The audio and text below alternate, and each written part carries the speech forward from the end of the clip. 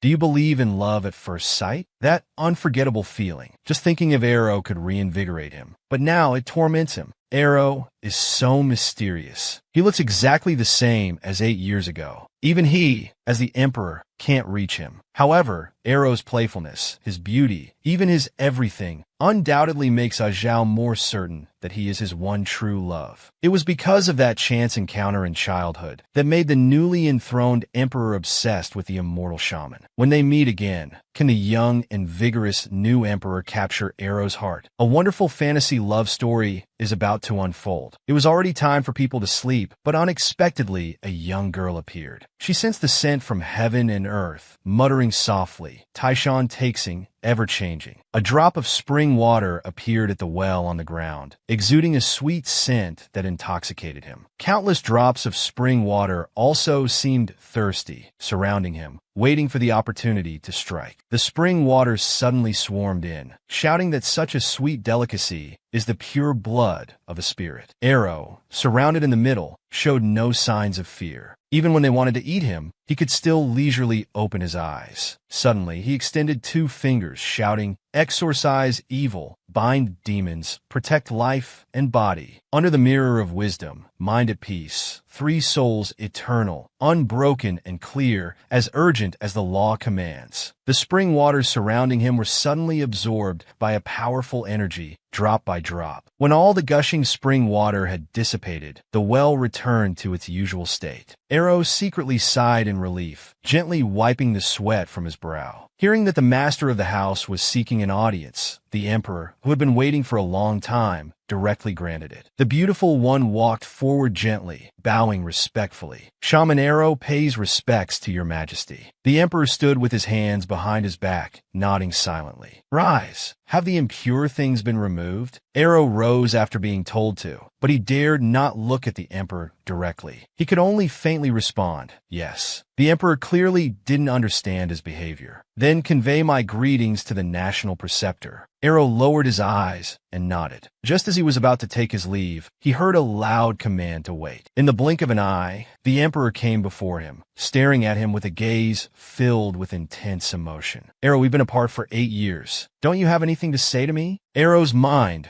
went blank immediately. His eyes suddenly became cross-eyed with fright. A moment later, he bravely raised his head and asked the Emperor with great confusion, "Who are you?" The Emperor was left speechless. His handsome face instantly showed a youthful dissatisfaction. Then, with an expression unbecoming of an emperor, he frowned deeply and shouted, "I am Ajao, the master of the house." Arrow suddenly remembered, repeating Ajao's name softly. It was that little boy from his memory, in tattered clothes but with a determined expression. At that time, he quickly caught his attention, so he approached and asked, "Little boy, what's your name?" The boy stated directly, "Mother said there are many bad people in this palace. I won't easily tell you my name. At least you should tell me your name first." The child from his youth and the Emperor emerged, seeming to call Arrow's name together. Arrow suddenly awoke from his memories, his gaze fixed directly on the Emperor before him. Then he lightly acknowledged, "I remember now. You're Ajao." He somewhat unconventionally reached out his hand, stood on tiptoes, and patted Ajao's hair. Under Emperor Ajao's gloomy expression, he smiled with picturesque eyes and sighed, "You've grown up." At this moment, the other's large hand suddenly grabbed his wrist. An exasperated Ajao complained irritably, "I'm no longer the child who barely reached your chest. Yet you haven't grown taller at all, and your chest is still so small." Emperor Ajao muttered with a red face. Feeling insulted, Arrow instantly broke free from his grip. Ajao coughed lightly, somewhat uncomfortable. "I should have known you're not an ordinary person. The forbidden areas of the palace back then were not places an ordinary woman could enter. Are you the Du family's foresight, or a demon that brings calamity?" But before he could answer, Ajao turned his head and snorted coldly. "It doesn't matter which you are." He stared intently at the woman and stated directly, "I just want to ask you one more time. Are you willing to be my empress?" Ajao, abandoning his usual authority, earnestly pleaded like a young man. Meanwhile, outside the crystal tower, swallows were circling and flying in the sky. A silver-haired man sat upright, seemingly sensing something as he opened his blue eyes. A young servant suddenly came forward, bowing respectfully, and then softly called, "Master, you're awake." The silver-haired man was silent for a few seconds. "What time is it now? Has Arrow not returned?" The servant nodded. "Miss Arrow, as instructed by Master, cleared the impurities in the West Garden last night. This morning, Miss Arrow went to report to His Majesty, who then sent her elsewhere. Zhuan Lian is reading to the Emperor about tomorrow's court meeting regarding the Ministry of Revenue's budget adjustments, implementing new orders, either canceling or compensating." These words drifted into the Emperor's ears and out of his right ear, until the other kept calling "Your Majesty." The Emperor, lost in his own world, Zhao finally came to his senses. He nodded in front of Zhuan Lian. "That's correct, regarding the new order for the Ministry of Revenue."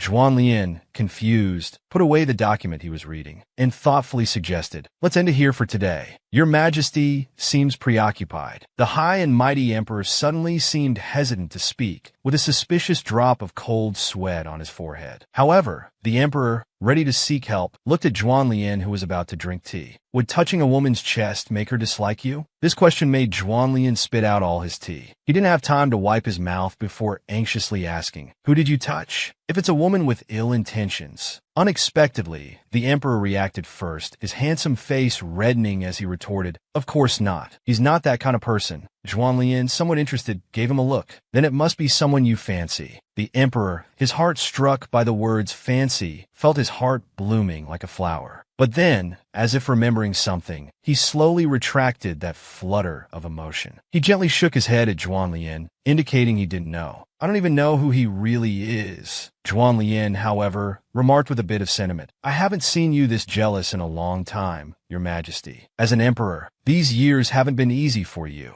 What's most precious is that you've kept your innocent heart. I believe that if it's someone Your Majesty cares about, they will surely understand Your Majesty's feelings. So, Your Majesty sent Arrow to the Western Palace today. Do you intend to keep her in the Imperial Palace? After all, besides the palace maids, there hasn't been anyone worthy of being called a woman in this palace for many years. Also, the Western Palace has been abandoned for years. Is it all right to send her there?" Zhuan Lian, about to take another sip of tea, once again heard the Emperor admit his mistake like a young boy. "I was just angry for a moment. She completely forgot about me. And when I expressed my feelings to Arrow again, I was cruelly rejected once more." What a detestable woman, Emperor Zhao pondered internally. Meanwhile, Arrow suddenly began sneezing uncontrollably. Completely unaware of being criticized, Arrow touched her slightly cold chest. "It seems a bit chilly tonight." So she looked up to check and was slightly surprised. "It's so desolate here. No one has been here for decades, right?" At this moment, a fleeting shadow appeared in the forest where she stood. It passed by like a flash of lightning, leaving Arrow standing there with great confusion. A small raccoon suddenly appeared, very maturely stroking its little whiskers. Then it passionately called out Arrow's name. "Muksushi, didn't that guy send you to be some kind of shaman?" Seeing Grandpa Flower angrily stamping his foot, Arrow quickly explained, "It's not about the Imperial tutor. The Emperor sent me here." Grandpa Flower extended his paw to stroke his whiskers. "The Emperor is that young lad who ascended the throne last year, right?" Arrow gently hummed in agreement. "I'm now serving as the house owner, so I have to listen to the Emperor to some extent." Grandpa Flower complained disapprovingly. "Really, I don't understand why you always like to mingle with foolish humans. Come to think of it, the palace seems to have been a bit unsettled lately. I just woke up and need to stretch my muscles. I'm off to play elsewhere. Be good, little Arrow." Arrow wondered if Zhao was angry. Is it because I didn't agree to be his empress? In any case, I should first ask if he has arranged any meals for me. Arrow, feeling too hungry to move, sensed a disturbance nearby and exclaimed, "Grandpa Flower back so soon?" Unexpectedly, when she turned her head to look, she discovered a shocking sight. A white-haired man with hair reaching his waist suddenly opened his eyes. After the Western Palace, he called out Tanger. A green-haired girl turned to look at him. "Go assist Arrow." Tanger immediately stood up, saying, "Yes, master." At this time, Emperor Zhao was discussing matters with others when he heard Luo's voice outside. "Your Majesty, please allow this servant to go to the Western Palace." So, the Emperor asked why the immortal child was going there late at night. The immortal child explained, "Master says there seems to be an unusual aura at the Western Palace. He asked me to go assist Miss Arrow." Hearing this name, the Emperor instantly lost his composure. "Unusual aura?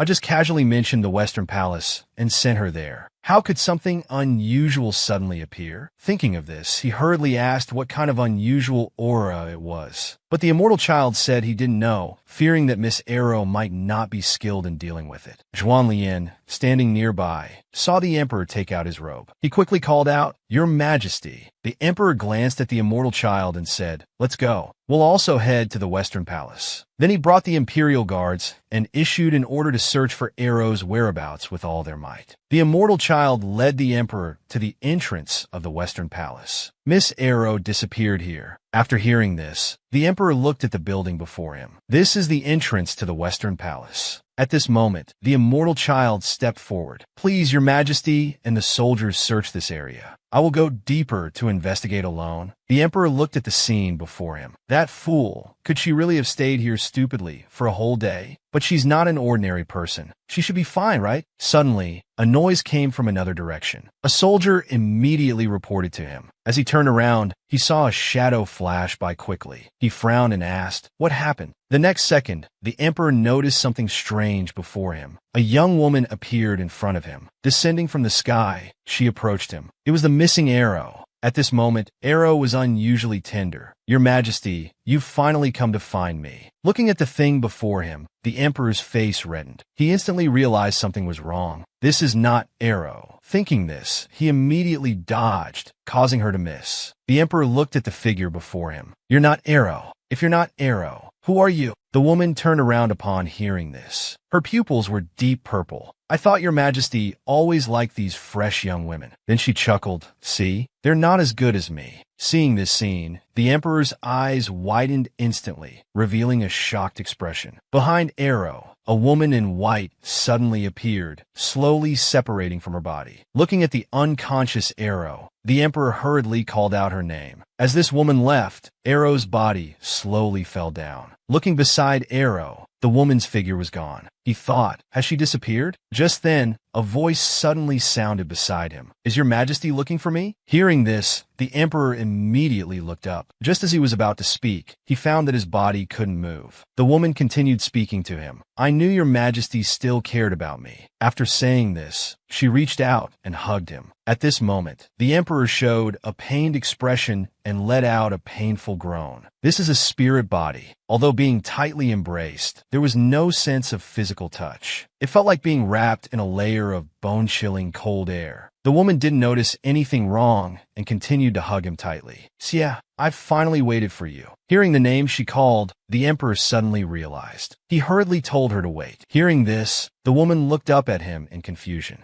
The emperor looked at her and slowly spoke. "Could you be Empress Bailu?" Unexpectedly, after hearing this, the woman became even more excited. She hugged the emperor again. "You finally remember me." The emperor, feeling extremely uncomfortable, hurriedly asked her to let go. At this moment, an orange light wave appeared behind Empress Bailu. It directly separated the two of them. This made her suddenly angry. "Who dares to disturb me?" The yellow talisman paper returned to the hand of its caster. After the immortal child said this, the talisman in his hand instantly burst into flames. He looked at Empress Bailu before him. "Obsessed soul, before you harm anyone's life, go to where you should be." After hearing his words, Empress Bailu immediately refused. "No, no one can separate me from Lu Lang." At this moment, the emperor suddenly spoke. "I am not Lu Lang." But the empress didn't believe him. "You know my name? You have Liu Long scent." Helplessly, the emperor told her, "I heard the story of the Western Palace when I was young. This Western Palace was built about 100 years ago. The young Emperor Wenhui built it for his beloved Bailu. But shortly after its construction, Empress Bailu suddenly fell out of favor. In the end, she died of depression." Hearing his words, Empress Bailu's expression turned melancholic. The emperor continued, "If I'm not mistaken,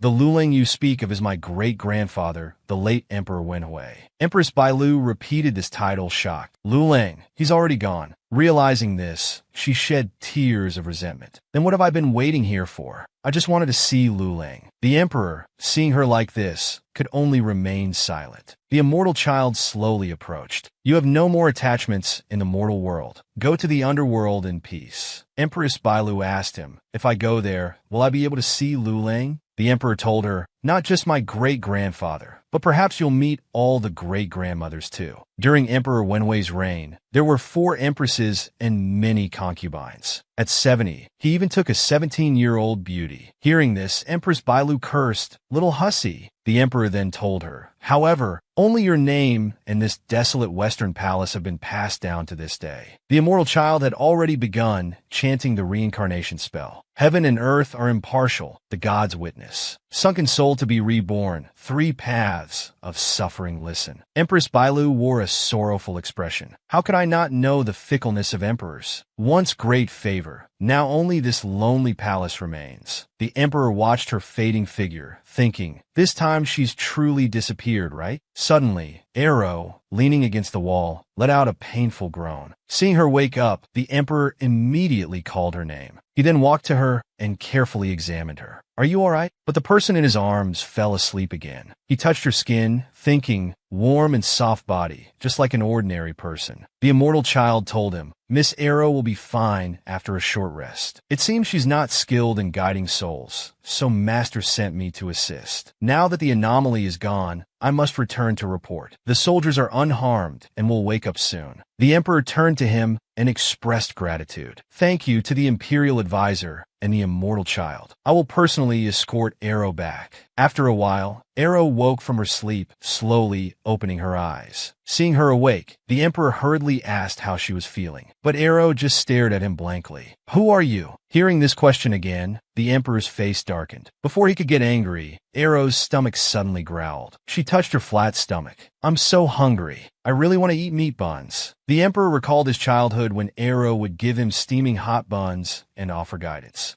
After taking her bun, he told Arrow his name. "My name is Zhao." That day, he looked at her with a blushing face. "Arrow, will you be my empress?" But Arrow told him to wait until he was an adult to discuss this matter. The memory faded. He looked at the person who had fallen asleep in his arms again, feeling a surge of resentment. Finally, he couldn't help but reach out and tap her head, calling her an idiot. Then he suddenly picked her up. "I am Zhao. Remember, I am Zhao." Hearing his name, Arrow finally remembered. "Oh, Zhao has grown so tall." The emperor lowered his head. "Yes, Zhao has grown up. I am now the ruler of a country." Saying this, he thought of the tragic Empress Bailu. Emperors are fickle, but how could I be an ordinary emperor? Then he carried Arrow out of the hall. "Let's go. I'll take you to eat buns." Aloud, "Your Majesty," echoed through Zhao's chambers. It was King Kong. Seeing Uncle King Kang's figure, he felt surprised. He hurriedly asked, "What brings Uncle King here?" Uncle King Kong played mysterious, toying with his fan. "I heard Your Majesty has found love. This morning, Your Majesty returned to the palace carrying a woman." Uncle King Kong was very gossipy. He was stunned. Uncle King's news is truly well-informed. Uncle King Kong smiled shyly. "Your Majesty, this is all I have left to think about." Knowing he couldn't hide it, he came clean. "She is the owner of the glass tower. Don't speak nonsense." Uncle King Kong didn't seem to care. Owner or not, she can still be a consort. He turned away, avoiding the topic. "I never force anyone." Uncle King Kang's face immediately fell. "Your Majesty, the Ministry of Rights has brought up the matter of selecting consorts again." Hearing this, he was stunned. After pondering for a while, he decided retreat was the best option. "I have just ascended the throne. It's time to achieve great things. How can I waste time?" He walked along the path in the back garden. Suddenly, a familiar figure appeared before him. That silhouette was Arrow. Hearing his voice, Arrow quickly turned to look at him. "You're not thinking of eating fish, are you?" He saw Arrow staring intently and curiously asked. Arrow hurriedly defended herself. "Of course not. This fish really tastes bad." As soon as she finished speaking, Arrow continued to look at the fish in the water. At this moment, he suddenly called Arrow's name again. "How's your body? Are you all right now?" he asked with concern. "I'm fine now. I'll return to the glass tower later." Arrow smiled slightly. 8 years have passed, and you haven't changed at all, he began to mutter to himself. Arrow heard his words clearly. "You too, you know. Although you've grown taller, you haven't changed either." Arrow stroked the top of his head. He dodged Arrow's hand, feeling quite exasperated. "In your eyes, am I still a child?" he questioned Arrow. Without waiting for Arrow's answer, he left the garden directly. Arrow was a bit confused. Why did he suddenly get angry? After he returned to his chambers, Uncle King Kong was still there. "Your Majesty, I heard that girl has already left, Uncle King Kong whispered in his ear. Seeing him remain silent, Uncle King Kong assumed he was in a bad mood. Your Majesty, forgive my directness, but about that incident years ago, Uncle King Kong cautiously brought up the old matter. He suddenly turned his head and stared at Uncle King Kong. That old matter was truly difficult for him to let go. But the past is like smoke, and he was no longer the child from back then. Before Uncle King Kong could finish speaking, he turned to leave again. This time, it's up to you. Hearing his words, Uncle King Kong wept with joy. Thank you, Your Majesty. Uncle King Kong's face finally broke into a smile. A month later, the candidates for imperial consorts arrived at the palace. They competed fiercely with their beauty.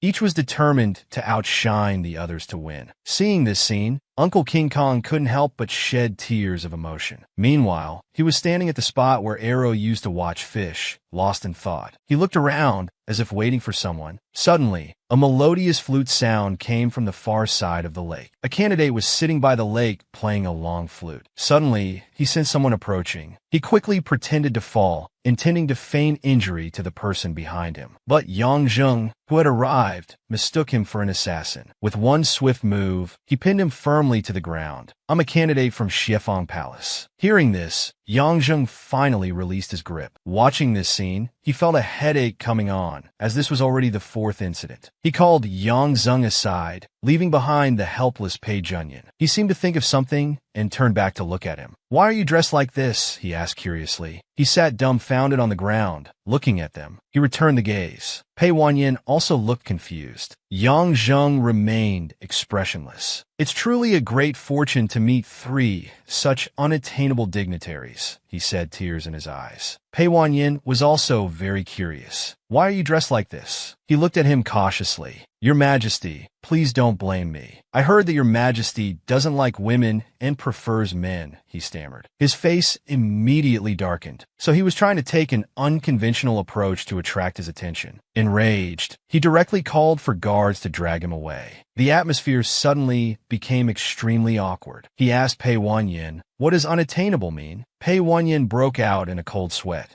These are just rumors in the city. Yang Zheng held up 4 fingers. Rumor has it that your 4 Fianca copyrightees have also died. After hearing their words, his heart was filled with mixed emotions. It seems I'm really disliked, he said, and turned to leave. Pei Jinyin hurriedly chased after him. Your Majesty, you've misunderstood your subject. Unexpectedly, he suddenly burst into laughter. Seeing his reaction, Pei Wanyin and Yang Zheng were both speechless. It seems Uncle King has gone to great lengths for me. He suddenly understood. Although unattainable, there were still people willing to try. He finally made up his mind. Let's go. There are still unfinished matters. He walked towards the distance. At this time, Arrow was thinking about eating the tribute fruit in his hand. Late at night, the candidates were discussing the day's events. Gu Biyun, listening to the discussions of the candidates around her, also wondered what kind of candidate His Majesty would like. The wealthy and generous Peng Baozhu sent palace maids to fetch pastries from the imperial kitchen. Seeing the other candidates around, she invited everyone to taste them together. Gu Biyun strongly disapproved of her behavior. The atmosphere between the two instantly became tense. At this moment, he suddenly mentioned that he had a past connection with His Majesty. Hearing this, the other candidates were stunned. In his memory, His Majesty was still a crown prince. He,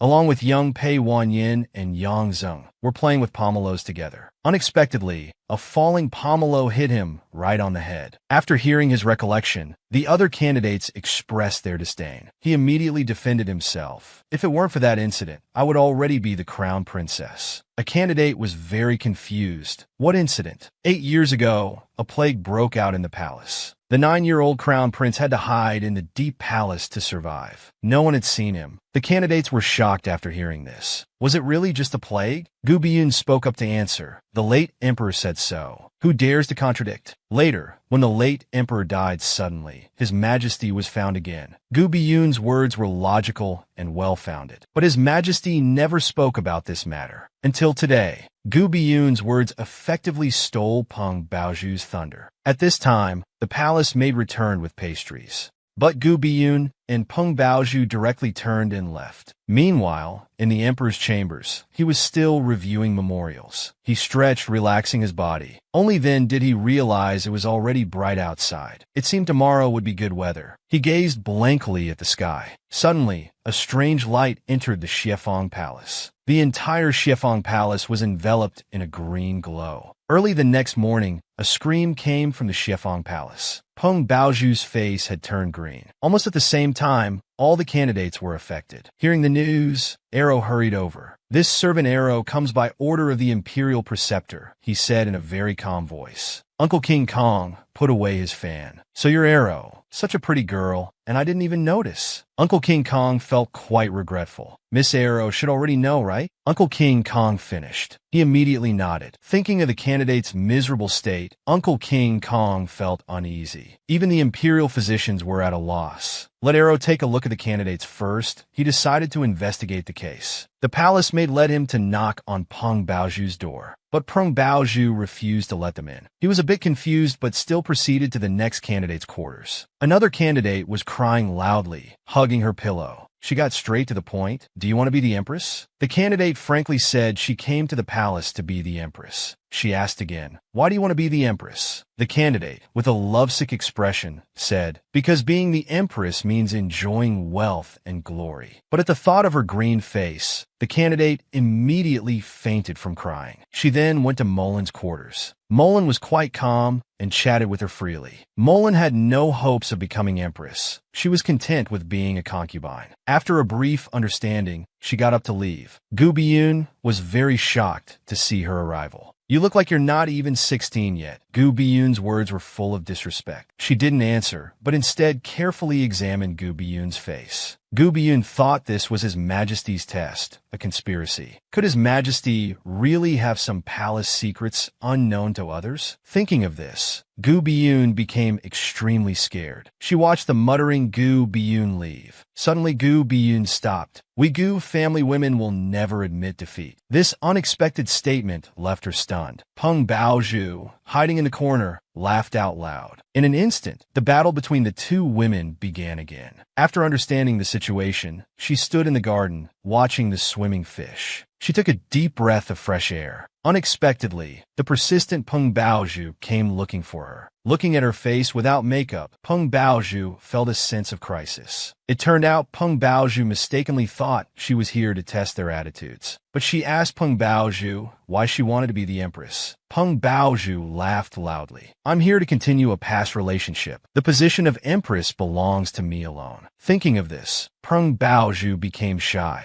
She also got her answer. Thinking of today's findings, in 3 days she would be able to catch the real culprit. The next day, the palace maid once again knocked on Peng Baozhu's door. But there was no response from inside. Peng Baozhu inside had already died. Gu Biyun, with her green face, was extremely surprised, repeatedly saying died once. Tears of disbelief welled up in her eyes. How could Peng Baozhu have died? Uncle King Kong bowed apologetically, closing his eyes and shouting solemnly, "Your Majesty, such a thing has happened. It's my failure in handling matters." Emperor Ajao turned his head thoughtfully. His whole body had turned green. "You're saying the cause of death is evil, which will spread throughout the body?" Uncle King Kong said directly, "It's this subject's guess." After all, the candidates' faces turning green was already mysterious. Hearing that the helpless girl was investigating this matter, Ajao's heart suddenly tightened. But he still told his uncle to rise. "This matter is not your fault. The candidate who died suddenly is Peng Gong's granddaughter. Don't spread the news for now. Zhuanglian, think about how to explain this to the Peng family." Miss Gu rushed towards the front hall like a madwoman, shouting Uncle King Kang's name without regard for her image. Qin Molin also walked forward wearing a veil. Suddenly she called out, "Sister Gu, who is arguing?" Gu Biyun turned back to remind her, "Peng Baozhu is dead. Did you know?" Her whole body turned green. "Will it happen to us too?" She started shaking uncontrollably. Qi Molin took her to her own bedroom. "Let's wait here together for the prince to return." Gu Biyun trembled as she recalled, "Peng Baozhu and I have been rivals since childhood. I thought we'd be fighting for half our lives. To suppress the fear within her, she picked up the teacup, intending to take a small sip. Unexpectedly, before it reached her lips, a voice urgently calling to stop came from afar. Startled, Gu Biyun abruptly stood up, unexpectedly dropping the teacup on the ground. She turned and asked the little girl, "Wizard lady," if there was something wrong with the tea. Arrow shook her head, indicating she didn't know. "I just came from Miss Peng Baoju's room. I found something in the tea on her table." Then she bent down, using a blooming flower to test the substance in the water. Gu Biyun and the other young lady were shocked. The flower turned green. It seemed this cup of tea was also poisoned. Arrow carefully examined the flower, using her super strong sense of smell, but didn't discover anything. So she shook her head at the two ladies. This matter would need Prince Kang's detailed investigation. Arrow came to remind everyone that anything consumed should be tested with fresh flowers for poison. This poison seems related to your faces turning green, but not entirely the same. What exactly is going on? Arrow, full of concerns, went outside and leaned on the railing, thinking deeply. Why would that kind of poison appear here? Unable to understand,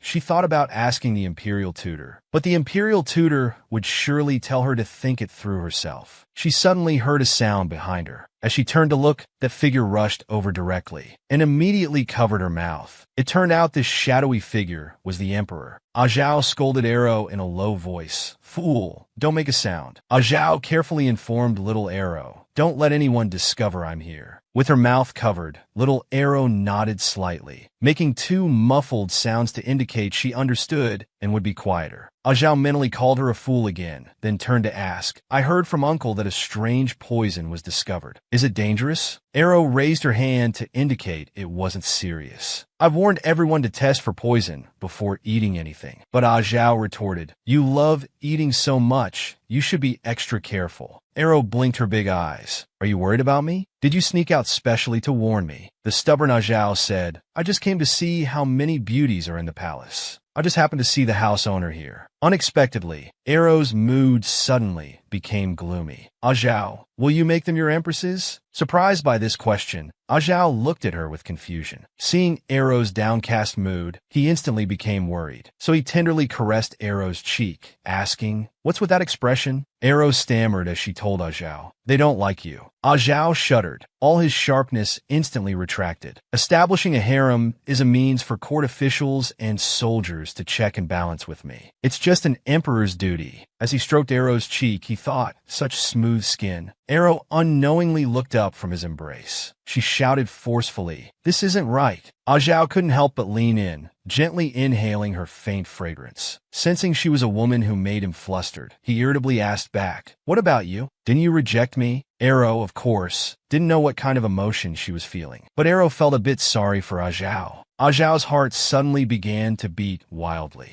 Unable to resist, he directly leaned down to kiss this woman. After the kiss, his excited heart couldn't calm down. He caressed Arrow's cheek, wanting to kiss her again. Then he sighed inwardly. Arrow really hasn't changed at all. Does she still think I'm a 9-year-old child? Arrow, who was being kissed passionately, suddenly froze. Two ears unexpectedly popped out on her head. Zhao covered his lips and angrily shouted, "You bit me!" On the other side, Arrow, covering her ears, could only softly apologize. Zhao, distracted, got up to leave. "I was too forward. It's getting late. I'm returning to the palace." Arrow, who had been covering her ears to avoid being discovered, suddenly lowered her hands after he left. A shadow in the forest exclaimed, "It's her." So this which not only discovered my poison, but also seduced the Emperor. She is the biggest obstacle to me becoming the Empress. I must kill her. Zhao, who was heading to his bedchamber, suddenly let out a long hiss. He seemed unable to believe that Arrow would actually bite someone. He had just been thinking how soft the fool's lips were. Unexpectedly, a cool breeze blew by his side. Arrow, of course, didn't stand there in a daze. She quickly retracted the ears that had suddenly appeared. Then she touched her little head, thinking that if someone had seen it, she might be expelled from the palace. Zhao probably won't pay attention to me anymore. At this moment, someone was gripping a small dagger in their hand. The Emperor, who had hurriedly returned to look for Arrow, searched around and finally found her figure. He looked at Arrow sitting on the ground and couldn't help but think to himself, "She's daydreaming again as expected." Before he could call out Arrow's name, he saw a dark figure with a dagger quietly attacking Arrow from behind. In the urgency of the moment, the Emperor shouted Arrow, instantly snapping the daydreaming Arrow back to reality. As she hurriedly turned her head, she instantly dodged the sneak attack with her agile body. But the evasive movement was too hasty, causing her to fall on her bottom. The confused Arrow endured the pain and cautiously opened her eyes to check. Unexpectedly, the person who attacked her was Miss Chi Molin, the one who wasn't interested in the Emperor. Zhao reached out his hand without hesitation, gesturing for Arrow to stand up using his arm. Chi Molin's eyes suddenly lit up. The yellow clothes belonged to someone not yet 20 years old. It was the Emperor. He embraced Arrow and angrily questioned, "Who are you? Why are you trying to assassinate Arrow?" Chi Molin immediately fell to her knees with a thud. She kowtowed 3 times to the Emperor, saying, "Candidate Chi Molin greets your majesty." Molin was just trying to play with the wizard lady. Clearly, the Emperor didn't believe this explanation. Holding a weapon, sneaking around, what more excuses do you have? Chi Molin knelt on the ground with her head lowered. Hearing this, she stammered, not knowing how to explain. Arrow, who was hiding behind the Emperor, suddenly appeared, very curious about this Miss Chi Molin. Although the Emperor didn't understand her intention, he didn't stop her from suddenly walking forward. She approached Chi Molin and sniffed, causing the other to question confusedly, "House owner." Unexpectedly, Arrow blurted out, "Miss Chi Molin, it stinks." She slowly straightened up. "This stench is hidden on your body, isn't it? The poison you used to kill Miss Peng Baozhu and attempt to kill Miss Gu Biyun." He remembered their contempt, angrily cursing where this stinking bumpkin came from. She was also a candidate. Not knowing what she was thinking, Arrow, out of kindness, called out, "Miss Chi Molin," a few more times. Unexpectedly, Chi Molin suddenly spoke up. "Molin comes from the Qin family of Yulong. My family was once a noble clan. I was also raised like a delicate flower. Why should I bow down to them?" Clearly not interested in this, Arrow directly asked about the internal poison. "How did you obtain it?" Chi Molin revealed a sinister look, exclaiming that this must be fate. For some unknown reason, overnight, the faces of all the candidates turned green. Everyone said it was the work of evil spirits. I suddenly remembered that on my way to Huangdu, a small peddler gave me a bottle of medicine. Arrow instantly became alert. It was actually a peddler? A few drops can be fatal, turning the whole body green after death. What a coincidence. Chi Molin suddenly chuckled sinisterly. "Since everyone believes in the evil spirit theory, no one would suspect that I poisoned them." He slowly supported himself with his hand, gripping the dagger and starting to tremble uncontrollably. His green face frowned fiercely. The hidden determination was to eliminate all obstacles. So he gripped the dagger tightly again without showing any emotion. Then like a madman, he raised the dagger high. It seemed that if he could just stab down, he could become the Empress. At the critical moment, the Emperor suddenly drew his sword. Then, shielding Arrow in his arms, he directly swung the long sword in his hand. Chi Molin stared in horror, looking up at the owner of the long sword. Then she suddenly lowered her head, smoothed her hair by her ears, and slowly called out, "Your Majesty." The Emperor looked at her expressionlessly. "Your soul is already unbearably foul, yet you still dream of being my consort." Hearing these words, she finally couldn't bear it. Her eyes welled up with tears, and she began to cry bitterly. Meanwhile, a man wearing a straw hat, watching the events unfold below, let out a sigh. "It's over just like that? I thought it would provide more entertainment." "How boring," he said afterwards. He picked up his phone and spoke to the charm hanging on it. "What did you say, Little Thunder, about something interesting?"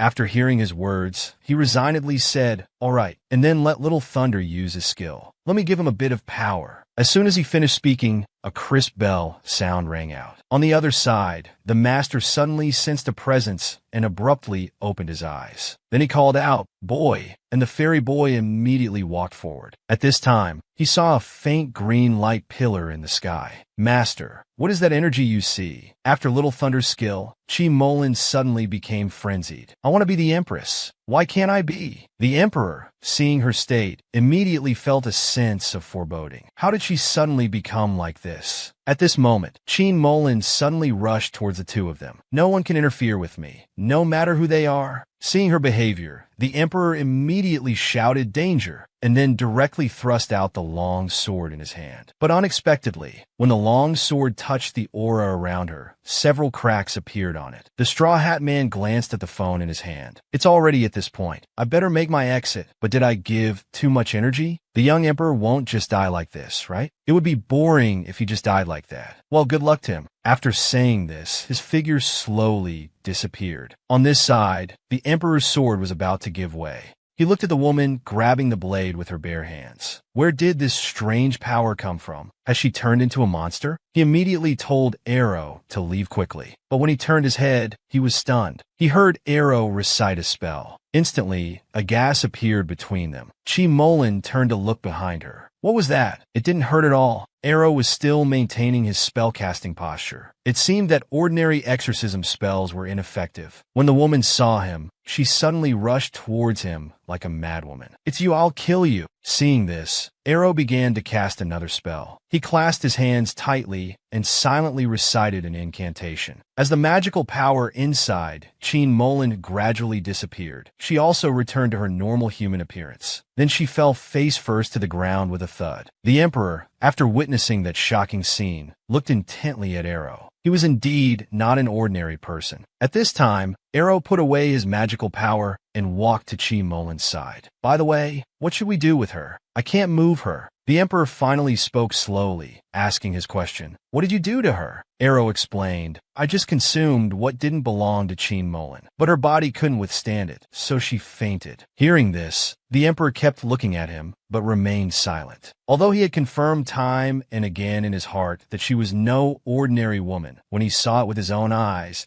it was as if something suddenly sank to the bottom. He told Arrow, the commotion just now is not small. Someone will come soon. I'm returning to the palace. After saying this, he turned and left. Arrow watched his retreating figure and hurriedly called out, "A Zhao, wait for me." But before he could finish, he suddenly felt something strange in his abdomen, making him want to vomit. The Emperor, who had just left, heard the sound and immediately turned his head with concern. Seeing him covering his mouth tightly and making retching sounds, he hurriedly asked what was wrong. Arrow in front of him slowly spoke. Why can't I be the Empress? I'm not resigned to this. The Emperor stood opposite, listening to his self-muttering voice, somewhat uncertain, calling out his name. The next second, Arrow swallowed hard. The green light around his body dissipated, and he returned to his original appearance. But after the recent suppression, his strength was somewhat depleted. His body became unsteady, and then he fell to the ground. Seeing this, the Emperor was about to reach out to support him, but then stopped in his tracks. He was not an ordinary person. Thinking of this, he clenched his fist and slowly withdrew it. In the end, it was just his own wishful thinking, so he could only stand there and ask if he was all right. After hearing Arrow's voice, he finally felt relieved. Arrow explained to him, the power I just consumed contains some of Miss Qin Molin's emotions. Extreme hatred, resentment, and sadness. So much sadness. He was affected by these sad emotions, tears streaming down his face. Arrow could consume many powers, but emotions were particularly hard to swallow. Hearing these words, the Emperor suddenly walked towards him and then reached out to grasp his chin. Before Arrow could react, he leaned down towards him and kissed him. While being kissed by the Emperor, Arrow couldn't help but laugh. He placed his hand on top of his head, then slapped it down with a paw sound. After the kiss, they looked into each other's eyes. The Emperor called her name. Then he looked at her with concern. Does this also make you uncomfortable? If so, I won't wait for him. After saying this, Arrow suddenly kissed him on the lips and said, delicious. Hearing this, the Emperor's face instantly turned red. Then he held her tightly in his arms. Arrow was held too tightly and could hardly breathe, so she began to struggle to get away. At this moment, two people approached from behind. The fairy boy saw this scene and pretended to cough. Hearing the sound, Arrow immediately poked her head out to look. It was Tong Tong and the Imperial Preceptor. The Imperial Preceptor was looking up at the roof over there. Seeing the two people with their backs to her, Arrow couldn't help but ask the Imperial Preceptor, what are you looking at? The Imperial Preceptor didn't answer her question, only muttering to himself, indeed, it has already left. Hearing his words, Arrow looked confused. At this time, a voice came from the other side. Your Highness, there are people over there. When that prince arrived with a group of guards and saw the emperor standing there, he froze on the spot. "Your Majesty, why are you here? And Miss Wuju too." Hearing his words, the emperor closed his eyes and didn't answer him. Then he looked to the other side again. It was the little fairy boy and the imperial preceptor. He was surprised. The imperial preceptor had actually left the tower. The emperor then looked at the woman behind him. "She's the culprit. Have someone take her away." Seeing this, the imperial preceptor was about to leave. The emperor immediately spoke up. "Imperial preceptor, please stay. I request a word with you." So the two of them came to a big tree. The prince looked at the imperial preceptor's appearance and couldn't help but blush. The imperial preceptor is truly an extraordinary immortal. What a pity he's a man. After hearing the emperor's words, the imperial preceptor only said one sentence. "The emperor's will is heaven's will. I moo. Obey the command." The soldiers carried away the unconscious Qin Molan. The prince's tone was full of surprise. "I didn't expect Qin Molan to be the murderer who poisoned people." "Miss Wuju, what's the deal with the candidates' faces turning green?" Hearing his question, Arrow looked away. "About that, we'll know tomorrow night." The next night, a green light suddenly flashed across the sky. Then it fell on a rooftop. The emperor and the prince watched in surprise as Arrow communicated with a 9-segmented wolf. Suddenly, Grandpa Hua looked at the emperor and glared at him fiercely. Then, stroking his beard, he said, "Last night when Arrow came to see me, she was covered in his scent." "You rascal." The emperor watched Grandpa Hua leave, thinking, did he just snort at me? At this moment, Arrow opened the cloth bag Grandpa Hua had brought. "The culprit is in this bag." Inside was a small white spirit. It's called green glass, a type of plant spirit. Don't be fooled by its small size. It has a very bad temper. Long ago, green glass liked to use the juice from its ears to turn people's faces green. Then he picked up the little spirit. Green glass is very rare now. I wonder where it came from. Suddenly, Arrow put Green Glass's ear in her mouth. Their ears are very sweet, similar to the taste of pears. After biting off its 2 ears, Green Glass became docile. However, the ears would grow back in a few years. At this moment, Green Glass took advantage of Arrow's inattention and quickly ran away. The emperor then looked at Arrow. His expression suddenly changed. "Arrow, your face has turned green." But Arrow didn't care at all. This green color will fade on its own after 3 days. But eating too much is not good either. Suddenly, the prince came closer. Even with a green little face, the young lady is still very cute. The next day, the faces of the candidates all returned to their normal color. Later, Qi Molan also woke up, but she had become as lifeless as a puppet. The peddler who gave her the medicine was nowhere to be found. After the chaos, the matter of selecting consorts was in a dilemma. The prince, however, persisted. He kept persuading that the selection couldn't be delayed any longer. There were still several groups of candidates waiting to enter the palace. Just then, the fairy boy appeared at the door. "Your Majesty, the fairy boy from the glass tower requests an audience." Seeing the visitor, the emperor finally reacted. He quickly asked the fairy boy to report. "Recently, strange phenomena have occurred in the palace." The imperial preceptor consulted the heavens and gained insight. The reason for these occurrences is indeed heaven's will. Our emperor should not select consorts within 3 years. Hearing this, the prince was instantly stunned. And so, a selection that was supposed to be grand and lively ended just like that. A lady placed a flower hairpin in her hand on her chest. A little maid walked up behind her. "It's time to leave the palace." "Miss Gu, it's just that because the selection ended so suddenly, rumors about the emperor's incurable illness spread even more widely." The Straw Hat Man looked at the palace below. "It's getting a bit interesting, isn't it, little A? Then we'll meet again." After saying this, he disappeared, leaving only a straw hat on the ground. "Be gentle. My young lady still has business with me later." Hong Yi's voice came from the room, and the man behind her had no idea that he had already become her prey. On the other side, Fong Ron and others were complaining in the garden. This selection, those eager for attention, were all daughters of officials. How could true noble families be so undignified? Fong Ron was complaining loudly, but when it came to noble birth, he paused here. Suddenly, Ingji's appearance interrupted him, because Ingji was exactly the noble birth he was talking about. Her family had produced 3 empresses in the past. Despite Ingji's ancestors having supreme glory, she was unfortunately just a decorative vase. "Miss Ingji, come here." Hearing his call, Ingji hurriedly turned to look. The servants are to leave from the north of the courtyard. Why don't I see yours? After hearing his questioning, Ingji bowed and was about to go look for Hong Yi. Unexpectedly, he directly stepped on Ingji's skirt.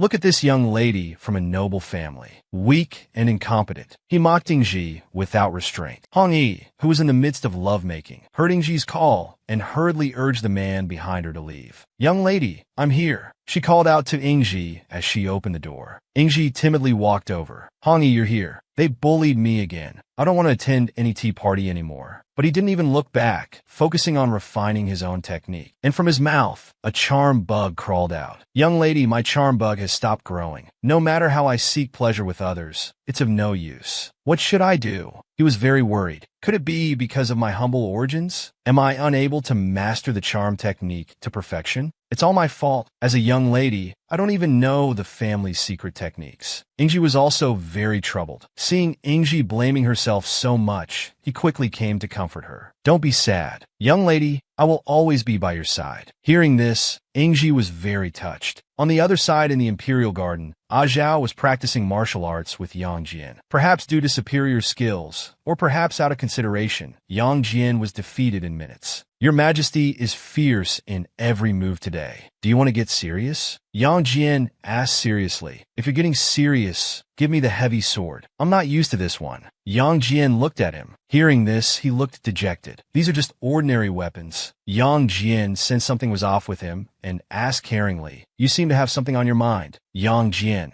do you remember the legend of the great medicine god sword? He suddenly brought up this topic. The great medicine was my ancestor. Legend has it he was a descendant of ancient gods. Our ancestors sacrificed blood to slay a great serpent and save the people from danger. Our ancestor let this sword be worshipped by thousands. But Father Emperor liked to centralize power, so he abolished the sword worship ceremony. However, there's actually a rusty spot on that sword. After all, it's just a legend. There are many capable people in this world now, but you and I are just mediocre beings. Yang Jian looked at him, not knowing what to say for a moment. At this moment, Yang Jian suddenly launched an attack on him. It turned out Yang Jian wanted to use continued sparring to interrupt his mental exhaustion. Meanwhile, Pei Wanyan had been waiting respectfully in the main hall for a long time. On the other side, Yin Fong was getting impatient. When will the Emperor arrive? The Emperor is sparring with General Yang, Pei Junyan replied. Now, even peddlers are discussing state affairs. Yet His Majesty still has time for sparring, Yin Fong sneered sarcastically. The construction of the late king's mausoleum has been halted for months. Many senior court officials are displeased. Lord Pei, won't you advise His Majesty? Yin Fong challenged again. Just as the two were about to argue, he appeared in time. Seeing this, Pei Wanyan and Yin Fong immediately performed the courtly salute. The mausoleum was the late emperor's wish. It's extremely luxurious inside. To avoid burdening the people, I'll review the accounts first before deciding. His tone was indisputable. Your Majesty is truly a blessing for the people. But without the late emperor, how could you show both benevolence and authority? Yin Fong's words were loaded with meaning. He never imagined that a right chancellor would dare to pressure him like this. Pei Jinyan leaned close to Yang Zeng and whispered, you finally arrived. Yin Fong came prepared. You need to think of something quick. The ancestral teachings say that the royal family must protect the people. To consolidate the people's hearts, I've thought of a very important matter. He decided to retreat in order to advance. What important matter? Please enlighten us, Your Majesty. Yin Fong looked at him coldly. The sword worship ceremony. The guardian of the divine sword is the brightest star in the world. I've decided to restore the sword worship to continue.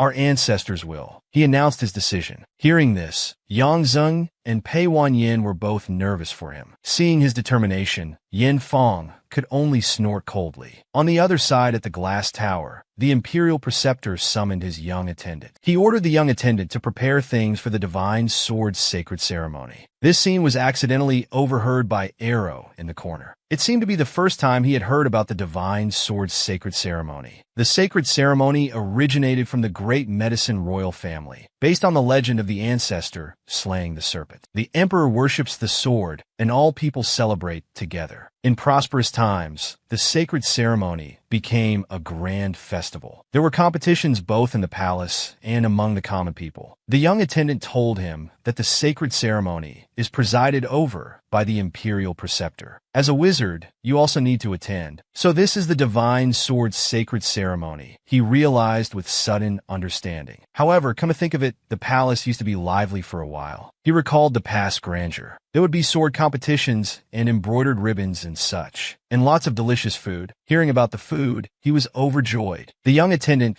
then mentioned the previous emperor's policy. The previous emperor disliked the policy of the founding ancestor, so there hasn't been a sacred ceremony for 30 years. After all, they were just two children. For such an important matter as the sacred ceremony, they ended up discussing food and entertainment. The imperial preceptor was somewhat helpless. At this moment in the palace, Zhao was holding a secret meeting with Yang Zeng and Pei Wanyan, trying to find ways to deal with Yan Fang. Your Majesty, Yan Fang's accounts are very meticulous. We can't find any flaws, Pei Wanyan said worriedly. Recently, spies reported that the depths of Yulin are heavily guarded. We need to put in more effort to investigate. Yang Zeng, what's your opinion? He looked towards Yang Zeng. I need to prepare for the sword competition. Obviously, Yang Zeng was not on the same page as them. The two looked at him with exasperated expressions. That's enough. Leave the sacred ceremony matters to the Ministry of Rites. Let's first discuss the late Emperor's Yulin affair. Pei Wanyan exploded. Forget it. Let's focus on the sword competition first. Without spy reports, we can't move forward anyway. He paused, then looked at the two. Speaking of the sword competition, I wonder if I can participate. He looked hesitant, unsure whether to join or not. Pei Wanyan immediately advised him to give up. Does your Majesty know the schedule for the Emperor's worship? Before the ceremony, you need to fast and purify yourself for 10 days to show sincerity. Hearing this, he was stunned. On the first day of fasting, the area below the city wall was crowded. Countless commoners wanted to catch a glimpse of the current emperor. I am about to go to Qingxin Palace to purify my mind and body, fasting for 10 days, he announced loudly to the people. Pei Wanyan stood behind him. Your Majesty, please rest assured. If there are any important matters, I will report to you. Prince Kong also added, everything has been arranged at Qingxin Palace. Your Majesty can relax with peace of mind. When he turned to look at Prince Kong, he found his face full of malicious smiles. With a shout of "The Emperor departs" echoing through the sky, the Emperor's carriage set off grandly towards Qingxin Palace. At this time, Ingji, who had just finished attending a tea party, happened to pass by the Emperor's carriage. Seeing her constantly looking around, Hongi couldn't help but tease her mistress. Did you see the Emperor? The Emperor is so excellent, but unfortunately surrounded by rumors. Hongi sighed regretfully. She hurriedly defended the Emperor. Nonsense, those are just baseless rumors. Seeing that she was upset, Hongi decided not to discuss this topic further. Fortunately, the Xiutao Huayan will be in a few days. She kept comforting herself. Xiutao Huayan is a grand event for women across the land. The winner even has a chance to meet the Emperor and attend the sacred ceremony. At this point, Hongi mentioned that the 3 empresses from the Yin family had all won at Xiutao Huayan in the past. Hearing the words Empress, his eyes instantly lit up. At this moment, a maid from outside the carriage came to report, Miss, it's not good. Someone is blocking the carriage and causing trouble. Seeing the slender figure in red, the troublemaker immediately started flirting. Little lady, you really came. The troublemaker then took out a handkerchief. I found this. It's yours, isn't it? Where did you find it? He urgently asked the troublemaker. The troublemaker didn't answer, instead demanding 1,000 taels of silver. Who taught you to say this? Can you tell me? He used his charm magic, preparing to extract information about the person behind this. As the charm bugs in his mouth continuously moved in and out, emitting a green light, the troublemaker instantly fainted onto him. In the blink of an eye, the troublemaker confessed everything. The handkerchief was thrown from a carriage. The woman inside told me to wait for you here. That woman said this handkerchief is worth a lot of money. Hearing this, she suddenly smiled. It seems Miss Fangrong is secretly behind this. This is her style of doing things. The now useless troublemaker was roughly pushed aside. Looking at the handkerchief in his hand, he decided it was best to burn it to prevent others from using it. Ingji in the carriage quietly asked him how it was handled. After he said it was fine, he urged the carriage to return quickly. At this time, only Zhao was in Qingxin Palace. Do I really have to fast and purify myself here for 10 days? He looked around in disbelief. Glancing around, he couldn't see even a single palace maid. The hot spring not far away emitted misty vapors, unconsciously drawing him closer. He took off his clothes and sank directly to the bottom of the hot spring, beginning to meditate. In his memory, he became a child again. Because of one sentence from his father, he cried uncontrollably. Suddenly, Arrow's figure appeared in his vision. Thinking of that mysterious and gentle woman, his heart suddenly became chaotic. He suddenly leaped up, surfacing and gasping for fresh air. He shook his head frantically, trying to shake off those romantic thoughts. At this moment, a towel was thoughtfully handed to him. He turned back in disbelief and found that the person behind him was actually Arrow. Why are you here? Arrow was very calm. Prince Kong asked me to come over because the emperor picking wood is also part of the ceremony. It requires the ancestral shaman to tear paper. Remembering Uncle Kang's weird smile, he understood in his heart. Sure enough, it was all Uncle Wong's tricks. He irritably took the towel from Arrow's hand. This bath doesn't need attendants. But the next second, Arrow actually jumped into the hot spring pool as well. Arrow, what are you doing? The sudden action left him stunned. Arrow tightly hugged his neck, refusing to get off him.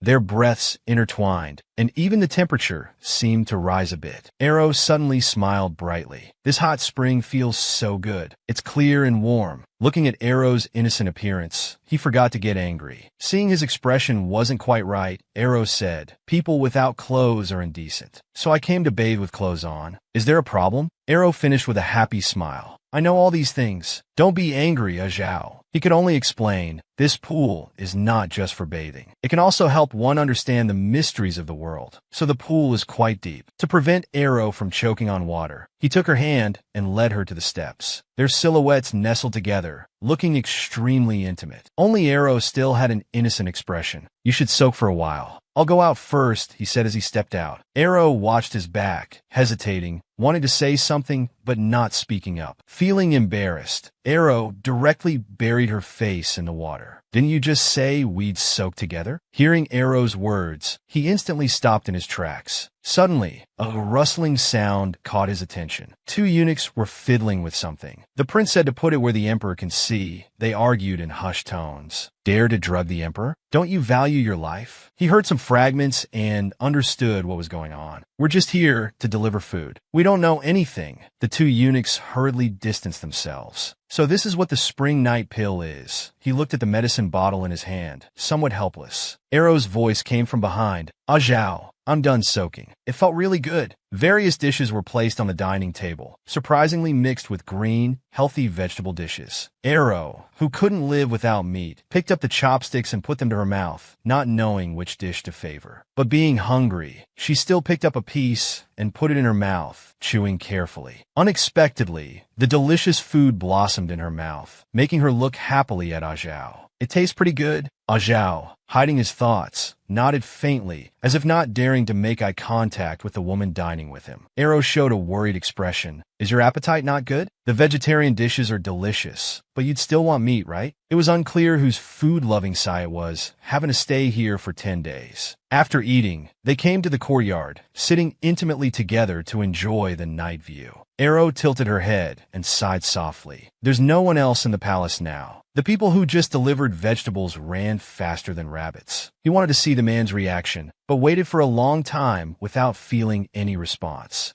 So, the unsatisfied Arrow leaned in to check, getting close to his face and asking curiously, "What are you thinking about?" Zhao, who had been closing his eyes in thought, suddenly opened them. He silently reached out his hand, gently caressing Arrow's soft cheek. Suddenly, he leaned down, forcing Arrow to look up and kissed her passionately. In this secluded corner surrounded by palace walls, there were only the two of them, just like years ago. That dark period when they couldn't see tomorrow had become a utopian fantasy for the two of them. The young Zhao, with a red face, had teased Arrow for being so old, almost old enough to be married off. "I'm 9 years old now. In a few years, I'll be an adult. Just enough time for you to savor." What was once a boy's naive flutter had now turned into a soul-consuming flame. After the kiss, Zhao gently pressed his nose against hers, making the little beauty look into his eyes. Do you know what I want to do to you? I'm no longer a child. How can you be so unguarded? Hearing Arrow say he wasn't a bad person, the Emperor instantly laughed. I'm not a good person. Zhao couldn't control the love pouring out, half closing his eyes to engrave her image in his heart. He lightly sniffed Arrow's skin on one side and asked in a deep voice, "Who are you really? If I take you now, will you never leave again?" The man left a kiss mark on her neck, leaving Arrow completely unsure how to respond. A certain rising emotion intertwined between them. Suddenly, two fluffy ears popped out on Arrow's forehead. His face flushed as he shifted his gaze, silently moving his newly appeared ears. Extremely weak, he reached out with a trembling hand, touching his ears while crying out that he couldn't take it anymore. Zhao, of course, wouldn't allow his resistance, so he directly reached out and grabbed his wrist. Arrow struggled wildly in his arms. In the midst of passion, he suddenly snapped back to his senses. In contrast, Arrow was still trying to break free from his restraint, wanting to use his small hands to cover the suddenly appeared ears. Zhao wouldn't give him this chance. He flipped Arrow over, pinning him down, and reached out to touch his ears. Before he could sincerely marvel at this, Arrow unexpectedly pushed away his shoulders and fled in a panic, worried and scared. At this point, the fully awakened Zhao stood up, wanting to chase after him. But the person who ran out turned into a streak of light. Grandpa Hua didn't understand what was so good about becoming human. The naive Arrow wanted to understand humans better, recalling Grandpa Hua's warning to be careful not to reveal any flaws, the foolish and arrogant humans. Arrow, who most rejected outsiders, felt very confused inside. I still have many delicious foods I haven't tried. I can't fulfill my promise to the Imperial Preceptor now. And I don't want Zhao to hate me either. It turned out he was hiding in a flower bush, crouching there and crying pitifully. Fortunately, Zhao found him in time. Is this your secret? Your ears are very cute. With tears in his eyes, Arrow looked up, pouting and sobbing softly. Zhao gently reached out his hand. Come out. Do you want to hide here forever? Just as Arrow extended his small hand, the man unexpectedly pulled him forcefully, instantly embracing him in his arms. As the Emperor, he began to explain, I lost control earlier. Did I scare you? I've long suspected you weren't an ordinary person. The more I guessed, the more anxious I became. Until I saw your ears just now, I suddenly felt relieved. So this is Arrow. How could I hate you? I'm even a bit happy. Can you tell me all your secrets now? Arrow showed a coquettish expression. I didn't intentionally hide anything from you. I just didn't know how to bring it up. Hearing this, Zhao expressed understanding. I do have many things I want to ask you. Tell me slowly when you're ready to talk. For now, just let me hold you like this. No matter who you are, stay by my side always. Although Arrow didn't understand love, he felt a flutter in his heart at this moment and buried his face in the man's chest. Grandpa Hua rarely showed a troubled expression, sighing repeatedly at the moonlight. So it's human love and desire. Is this what you wanted Arrow to experience? Although Arrow didn't wait for a reply, Grandpa Hua still snorted coldly and vanished in a flash. Zhao was still softly calling Arrow's name. I didn't expect you to enter the glass tower and become a shaman. The previous emperor suddenly passed away, allowing me to enter the palace. Although I was enthroned as emperor, my foundation was still weak. It's good that you didn't enter the palace as a consort. The various forces in the court are deeply entrenched. If I can't remove the old evils and divide them early, how can I protect you, this little spirit with long ears? He secretly pinched Arrow's ears. He lowered his head to ask the beauty in his arms. By the way, what kind of ears are these exactly? A moment later, when he received no answer, he pulled Arrow away.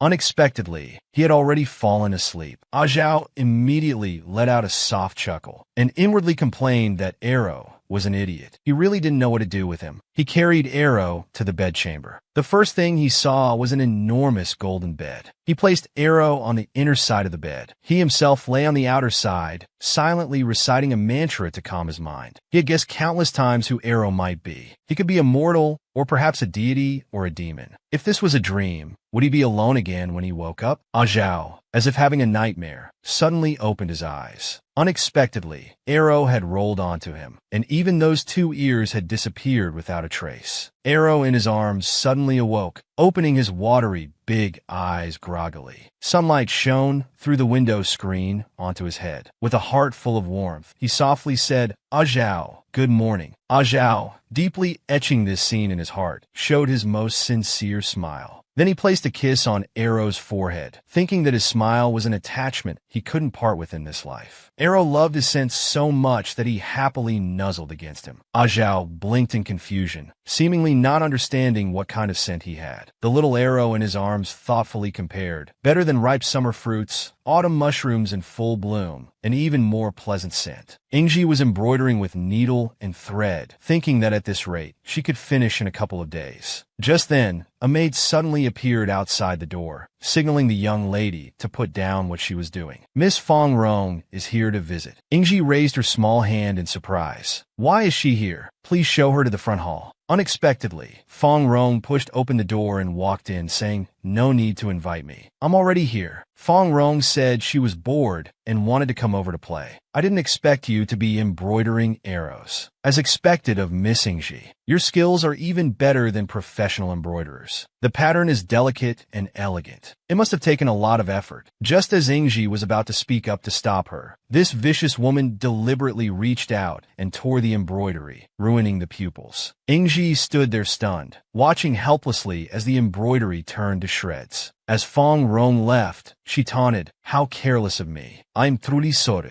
Hong Yi cursed angrily. "That woman is so blatant. She's too arrogant."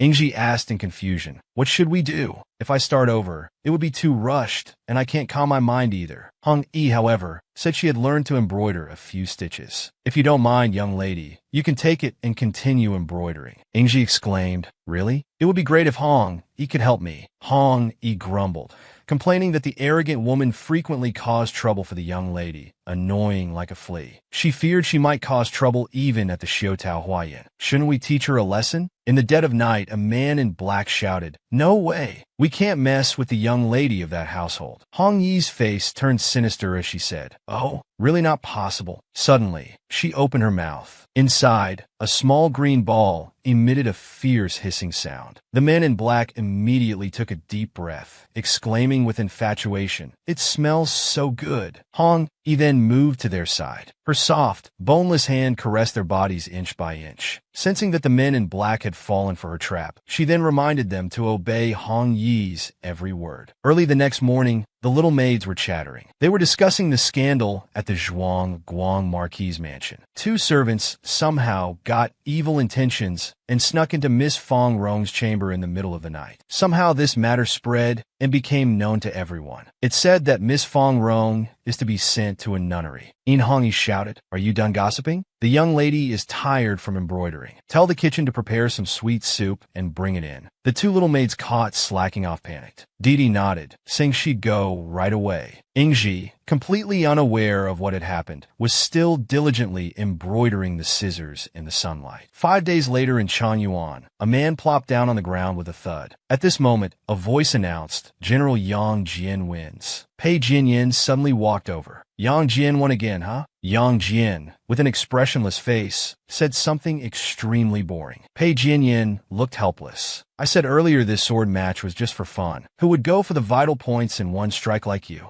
Then he took out a red flower and handed it to him. Yang Zheng held the red flower, looking dazed. "What kind of hidden weapon is this?" Pei Jinyan turned his head and told him to look. Over there, wooden swords were hanging on the tree. There were colorful ribbons on the swords. "Which one do you like best?" He then pinned a red flower to that tree. Yang Zheng walked to the tree and looked. "Aren't these ribbons all the same? Hanging them on swords is just cumbersome." Pei Wanyan explained, "The sword sheaths hanging here are all embroidered by young ladies from noble families. They will also come out to show their faces." At this moment, the crowd suddenly became lively. "Look, which family's young lady is that? So virtuous and beautiful." Suddenly people noticed that the handkerchief in her hand matched the color of the sword sheath on that tree. And that tree was already full of red flowers. Yet it still couldn't stop others from wanting to throw theirs too. A young lady looking in that direction couldn't help but exclaim, as expected of the Yin family's young lady, "The embroidered sheath is beautiful, and so is she." Following the commotion, Pei Junyan also noticed Ingji. Later, when the three met, Ingji took the initiative to greet them. Brother Pei, Brother Yang, long time no see. Hearing this, Pei Wanyin spoke somewhat uncertainly. Are you Ingji? Ingji smiled. It's great that Brother Pei still remembers Aji. It's so lively today. Too bad the Emperor is picking wood. But before she could finish, Yang Zheng suddenly left. Pei Wanyin could only show an apologetic face. Sorry, Miss Ingji. Ingji said it was fine. Brother Yang is still the same. After the two left, Ingji stood behind, watching their backs. At this time, a young lady approached. That General Yang Zheng always looks clueless. His actions are rough and impolite, very unlikable. Then she introduced herself. I'm Lu Xiaoru, the candidate who was kicked out for dressing as a man. Seeing her talking nonstop, Ingji could only look apologetic and say, I need to go back now. We'll talk in detail another time if there's a chance. But on the way back, she got lost. All these trees look the same. Which way should I go? Suddenly, a figure appeared behind her and pointed out a direction. Your tree is over there.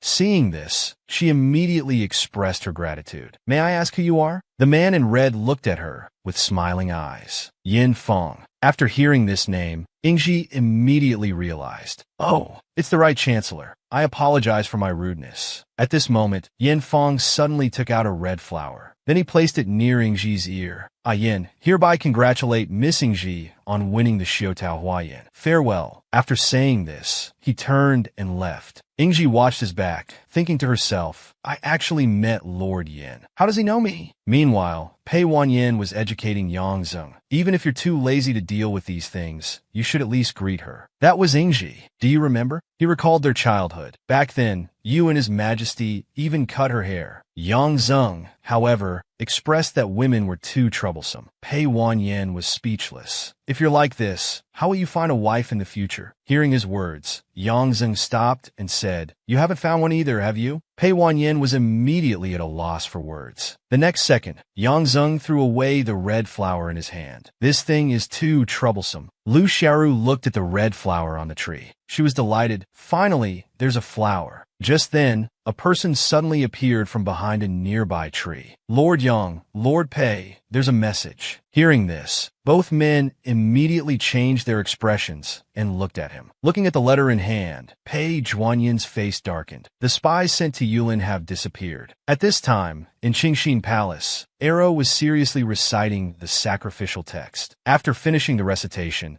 he used a tree branch to replace the ceremonial long sword, slowly walking forward. The emperor sat beside him with a helpless expression. Looking at him, the emperor said, I've already memorized the sacrificial text. Besides, during the ceremony, there will be a ritual official beside you. You just need to stand there holding the sword, right? Arrow turned his head to look at him, annoyed. Your Majesty, why are you sitting down again? At this time, you should be standing solemnly. Then he tried to pull him up. Sacrifices and rituals are very important to humans. This is also my duty as a wizard. Hearing this, the emperor smiled. All right, great wizard. Help me up. Just as Arrow was about to pull him up, a force suddenly tugged at him. Then he suddenly fell into the emperor's arms. Zhao chuckled and said, Be careful. Then he hugged him tightly with both arms. If you're so careless, what if your ears show during the ceremony? Arrow immediately looked at him and retorted, They won't just show up casually. Unless you kiss me. Hearing this, the emperor suddenly became interested. Taking advantage of his distraction, he kissed him. After the kiss, Arrow's cheeks were red, and he spoke haltingly. Kissing like this won't work either. I've specially practiced self-control. So the emperor kissed him again, this time more deeply. Is it like this? Arrow was kissed again and again, his face turning as red as an apple. Before he could struggle, a large hand suddenly touched his thigh. This action made him even more shy, and he let out a soft moan.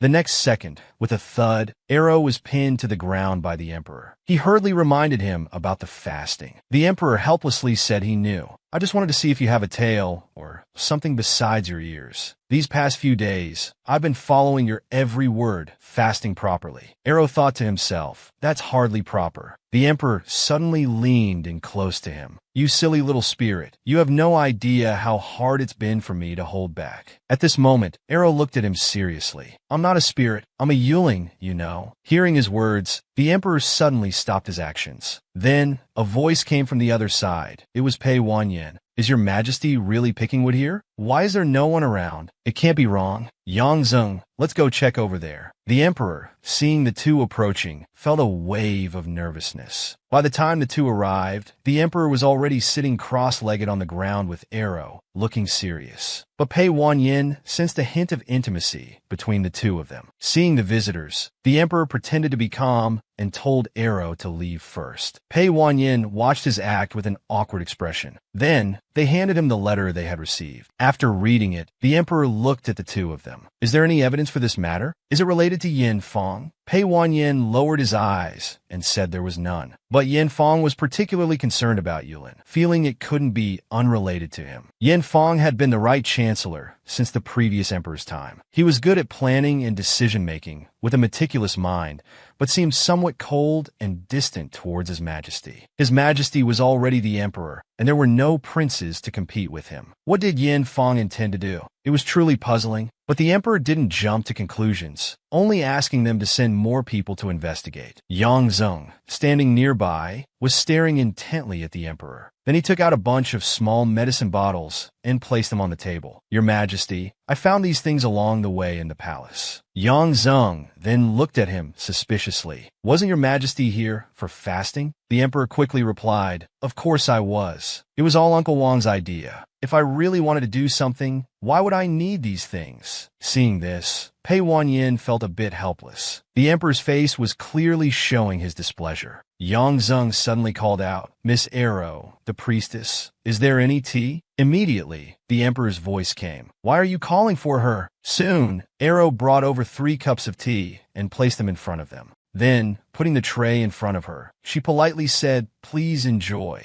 After saying this, she turned and left. Seeing Yang Zeng still staring at Arrow, the emperor coughed and continued talking about that matter. But Yang Zeng suddenly spoke up, Is she ordinary? I remember your Majesty likes beautiful women. Hearing this, the emperor looked shocked. At this point, Pei Wanyan looked at him. Will your Majesty make her a consort? Or perhaps the empress? Hearing this, the emperor's mind suddenly felt like it was exploding. Pei Wanyan continued, I've had people investigate. Miss Arrow is only known to have been brought by the national preceptor, but her background is completely unknown. For a woman of such unclear origins, your Majesty, you are the emperor. If it's your Majesty's private affair, we would be happy for you. But if it concerns state matters, please think thrice. Hearing this, the emperor lowered his eyes. I understand. In the evening, Arrow sat alone on the roof, looking at the night sky. When the emperor came over and saw her on the roof, he asked what she was doing climbing so high. Hearing his voice, Arrow looked down at him. I'm looking at the stars. So the emperor also climbed up and sat beside her. Junyan brought a pile of memorials. I'll be busy for the next few days. Thinking of today's events, Arrow asked him, Are the emperor's relationships with his officials always this good? The emperor looked at her intently. They're not just my officials, but also childhood playmates. Now they're also trustworthy people. Afterwards, they looked at the stars and the sky together. The emperor sighed. The starry sky never gets boring to look at. Arrow's eyes gradually turned cold. After all, most mortals can't see it. This world is full of spiritual energy. By absorbing enough spiritual energy, living beings can transform into immortals. Even inanimate objects like soil and stones can become spiritual. Sometimes when one spiritual energy consumes another, it grows a little bit. If it can keep eating and doesn't get eaten itself, it will become a new living spirit. For a spiritual energy to become a living spirit, it needs to eat a lot, and spiritual energy has no consciousness. The demon clan would nurture spiritual energies that could become living spirits. And I was nurtured by the spirit demons living in the imperial palace.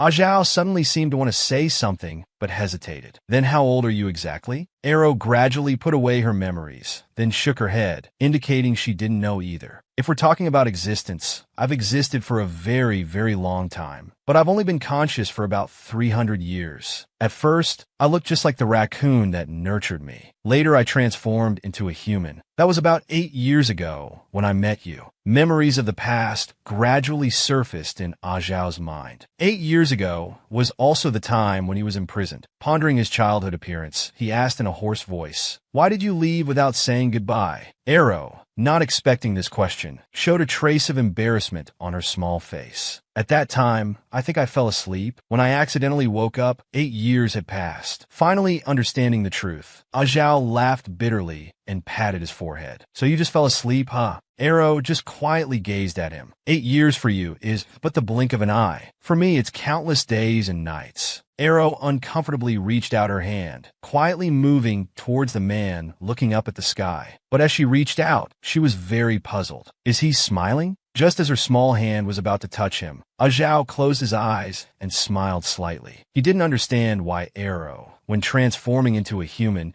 didn't become a stunningly beautiful woman, but instead a skinny little girl. Arrow explained that this was just her appearance. I don't know transformation techniques. How could I change it, Will? Zhao nodded seriously. Then when I'm 90 years old, I'll still be holding you, a 15 or 16-year-old little beauty. In that case, I suppose I'm quite fortunate in love. Arrow observed his expression. He was indeed smiling again. He looked up with a pitying gaze, his voice soft as he called out, Zhao, you look so sad. Human emotions are so complex, so resilient, yet so fragile. This intense emotion, surging like a tide, engulfing and drowning, made him involuntarily sink into it. What exactly was this feeling? It wasn't until much later that Zhao truly understood. The person before him was within reach, but the distance of time was unknowable. Only tangible sweetness and bitterness filled the current emotions. Meanwhile, the three elders were angrily scolding Inhongi. We never thought you'd be so bold. In contrast, Inhongi didn't seem to think there was anything wrong. Hongi only knows that I am also a daughter of the Yin family. Inji asked the maid. The emperor should be returning from his fast today, right? Hongi has been busy since early morning. Why is she so occupied? Oh right, Xiaotsue. Has anyone come from the palace these days? The results of the Shotao Huayan should be out by now. The little maid who was combing her hair suddenly panicked and dropped the comb on the ground. Then she immediately knelt on the ground and exclaimed, Miss, it's nothing. Just pretend you never went to that Shotao Huayan. A drop of cold sweat slid down Ingji's forehead. What do you mean? What do you know?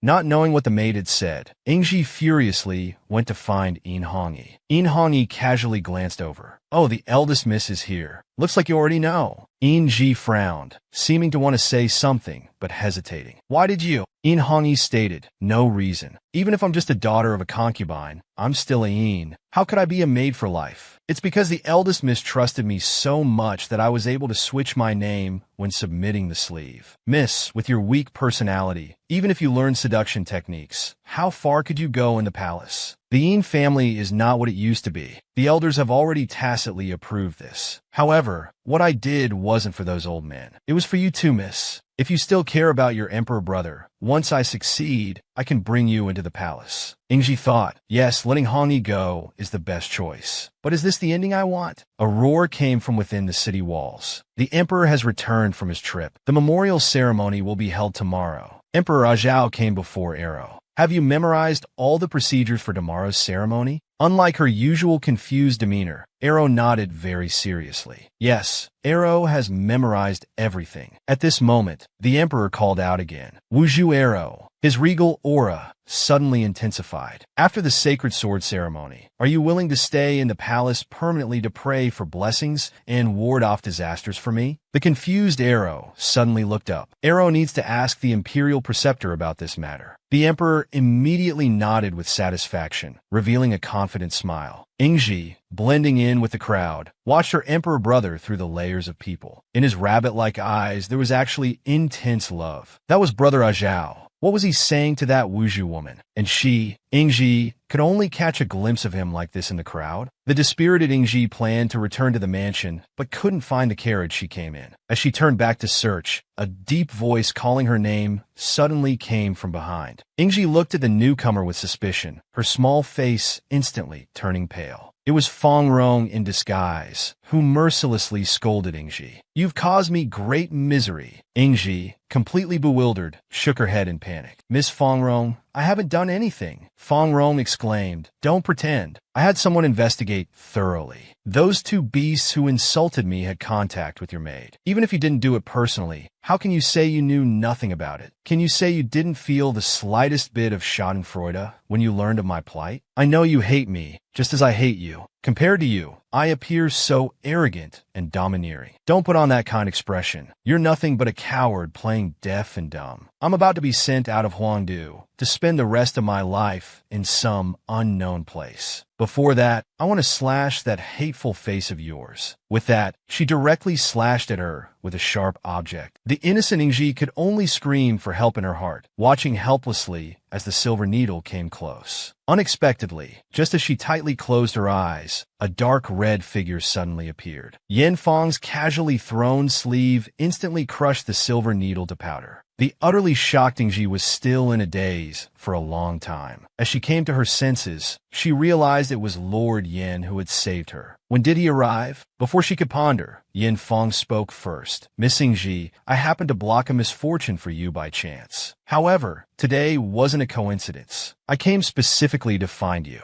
Then he pointed to a carriage. Ingji wildly guessed in the room. Is this Lord Yan's private residence? Why did he bring me here? Lord Yan was already over 30, more than 10 years older than Ji, and it was said he was deeply in love with his first wife. Just then, Lord Yin came before her, approaching slowly with unhurried steps. Then he reached out and pinched her cheek. Ingji's small frame instantly stiffened in fright. Yin Fang forced her to come before him. Only then did he realize she indeed didn't know seduction techniques. Ingji, thrown aside mercilessly by Lord Yin, lay on the ground breathing heavily in pain. She asked in surprise, My lord, how do you know about the seduction techniques? This is the Yin family's generations-old secret. Yin Fang waved his hand dismissively. After generations of licentious women mingling in the palace, what real secrets are left? To think it has fallen so low now, wanting a daughter of a concubine to replace the eldest miss of the main wife. Ingji also calmed down from her shock. She then lowered her head and apologized softly. Ji is useless. Yin Fang suddenly leaned forward and said, Miss Ingji is very good. The three empresses of the Yin family. Do you really think they succeeded with such low-level seduction techniques? Ingji,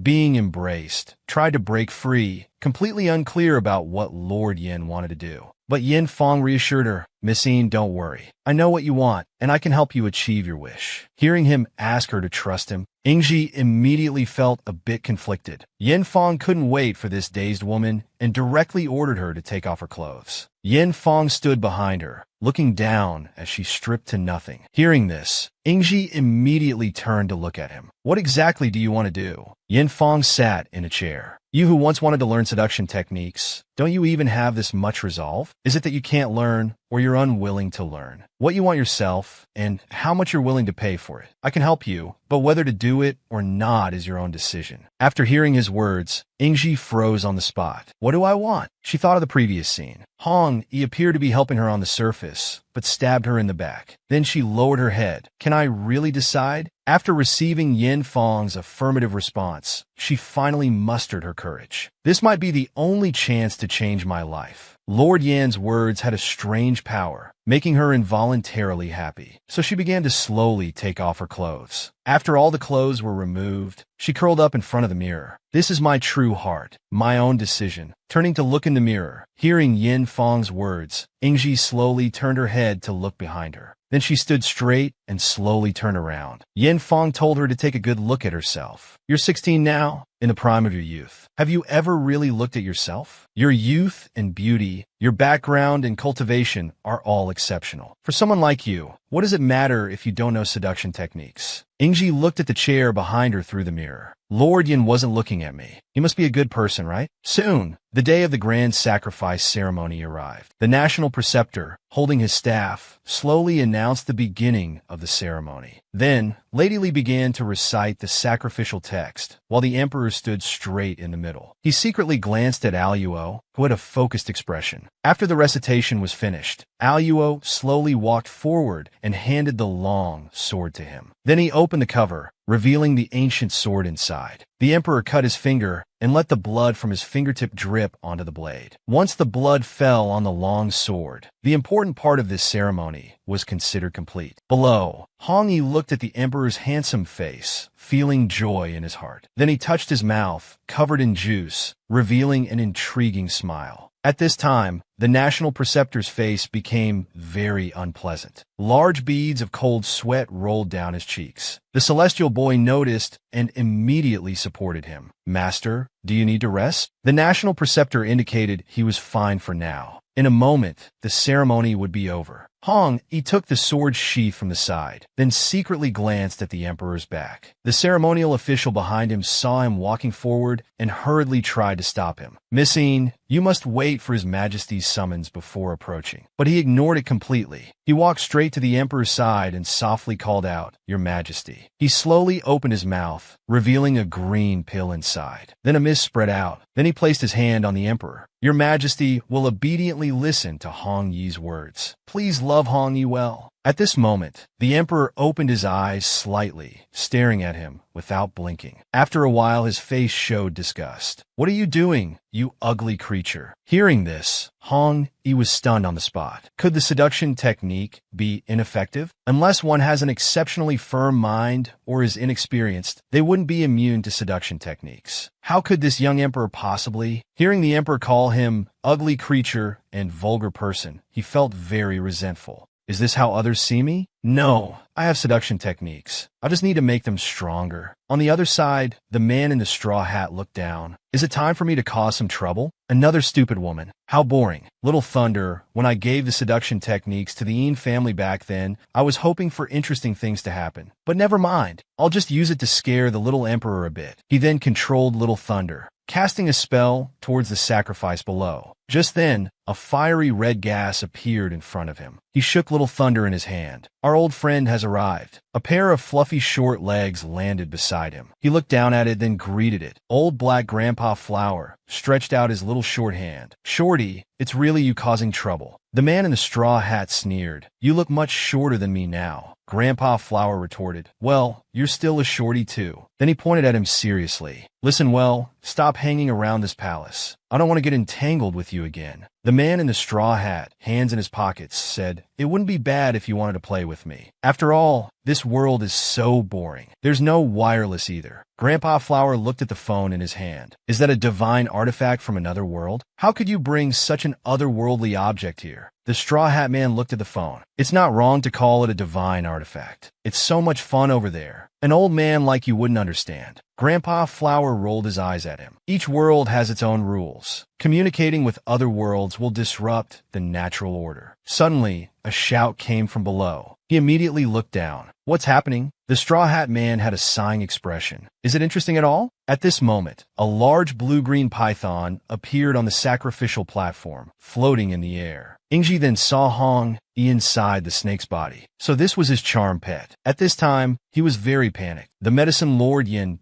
gave me actually had such an effect. He recalled the scene from that day. Yin Fong handed him a bottle of medicine. "I will secretly send you to the sacrificial platform. You should take the opportunity to sprinkle this medicine on Yin Hong Yi's skin. After that, you'll know what to do." He looked at the charm insect in the sky. "But I don't know what to do now." Grandpa Flower looked at the illusion below. "It only looks terrifying, but it's actually just fierce and intimidating. Mortals are really easily frightened." At this moment, the sound of bells came from around. He immediately turned his head to look. He saw the straw hat man casting a spell at him. With a sizzling sound, a black shadow of a small raccoon appeared on the ground. Before he could react, an angry voice sounded from the other side. He smiled at him. "Old man, have you been a raccoon for so long that your reactions have become slow?" At this time, Grandpa Flower had turned into a handsome young man. He looked at him angrily. "Do you know how many years it took me to find such a handsome and perfect fur? You just ruined it like that." Hearing this, the straw hat man laughed. "Being able to see you so angry, I guess my trip wasn't wasted." Then he left with a bye-bye and disappeared. Grandpa Flower heard his words and looked confused. "Bye-bye." Then he glanced back at the situation over there. Those mortals should be able to handle it themselves, right? If it weren't for Aluo, I wouldn't even care. On this side, the soldiers thrust their spears in, only to find that their weapons could pass through the snake. Is it an illusion? the emperor suddenly stepped forward. The others immediately shouted, "Protect his majesty! Please retreat quickly!" But he still stood there. Is this the legendary snake demon? If the legend is true, he took out the ancient sword in his hand. Then can I slay it like my ancestors did? So he walked forward and thrust the ancient sword in. Unexpectedly, it also passed right through. Seeing this, he cursed, "Damn it, we can't even touch it." On the other side, Aluo stood in front of the giant snake, examining it carefully. Just then, a voice sounded from behind. The celestial boy, supporting his master, looked at him. "Miss Aluo, can you deal with this monster?" Aluo indicated that dealing with it wasn't difficult. "However, this thing is disgustingly. It doesn't seem tasty at all. I don't want to eat it." Then he made a disgusted expression. The master and the celestial boy fell silent after hearing his words. A soldier stepped forward to persuade the emperor. "It's too dangerous here," but he told the man to step back. His eyes were fixed on the giant snake. Is the legend just a legend? Justice is nothing more than mortal. I was born to be an emperor. What am I to be as an emperor? Unexpectedly, after his blood merged with the long sword, that illusory giant snake was actually split open by him. But the next second, the giant snake suddenly opened its mouth wide and attacked him. Seeing this, Ingji below showed a worried expression. Brother Ajao was in danger. He looked at Hong Yi inside the giant snake's body. He was inside the giant snake. Could no one else see it except me? What should I do? Hearing others anxiously calling out, "Your Majesty," he was very panicked at this moment. The emperor thought he would be swallowed by the giant snake, but when he opened his eyes, the scene before him surprised him a bit. Arrow, standing nearby, looked over there with some surprise. Ingji was seen holding a spear, fiercely stabbing it into Hong Yi's body. At this moment, he had only one thought in his mind: don't hurt anyone anymore. The emperor watched this scene, thinking, where did he come from? This giant snake was transformed from that woman just now. At this time, Hong Yi had somewhat regained consciousness. He looked at the person in front of him and slowly spoke. "Miss, you actually?" Ingji lowered his head, constantly apologizing to him. "I'm sorry." Hong Yi laughed a little. "Miss, you don't need Hong Yi anymore? So in the end, no one loves me after all?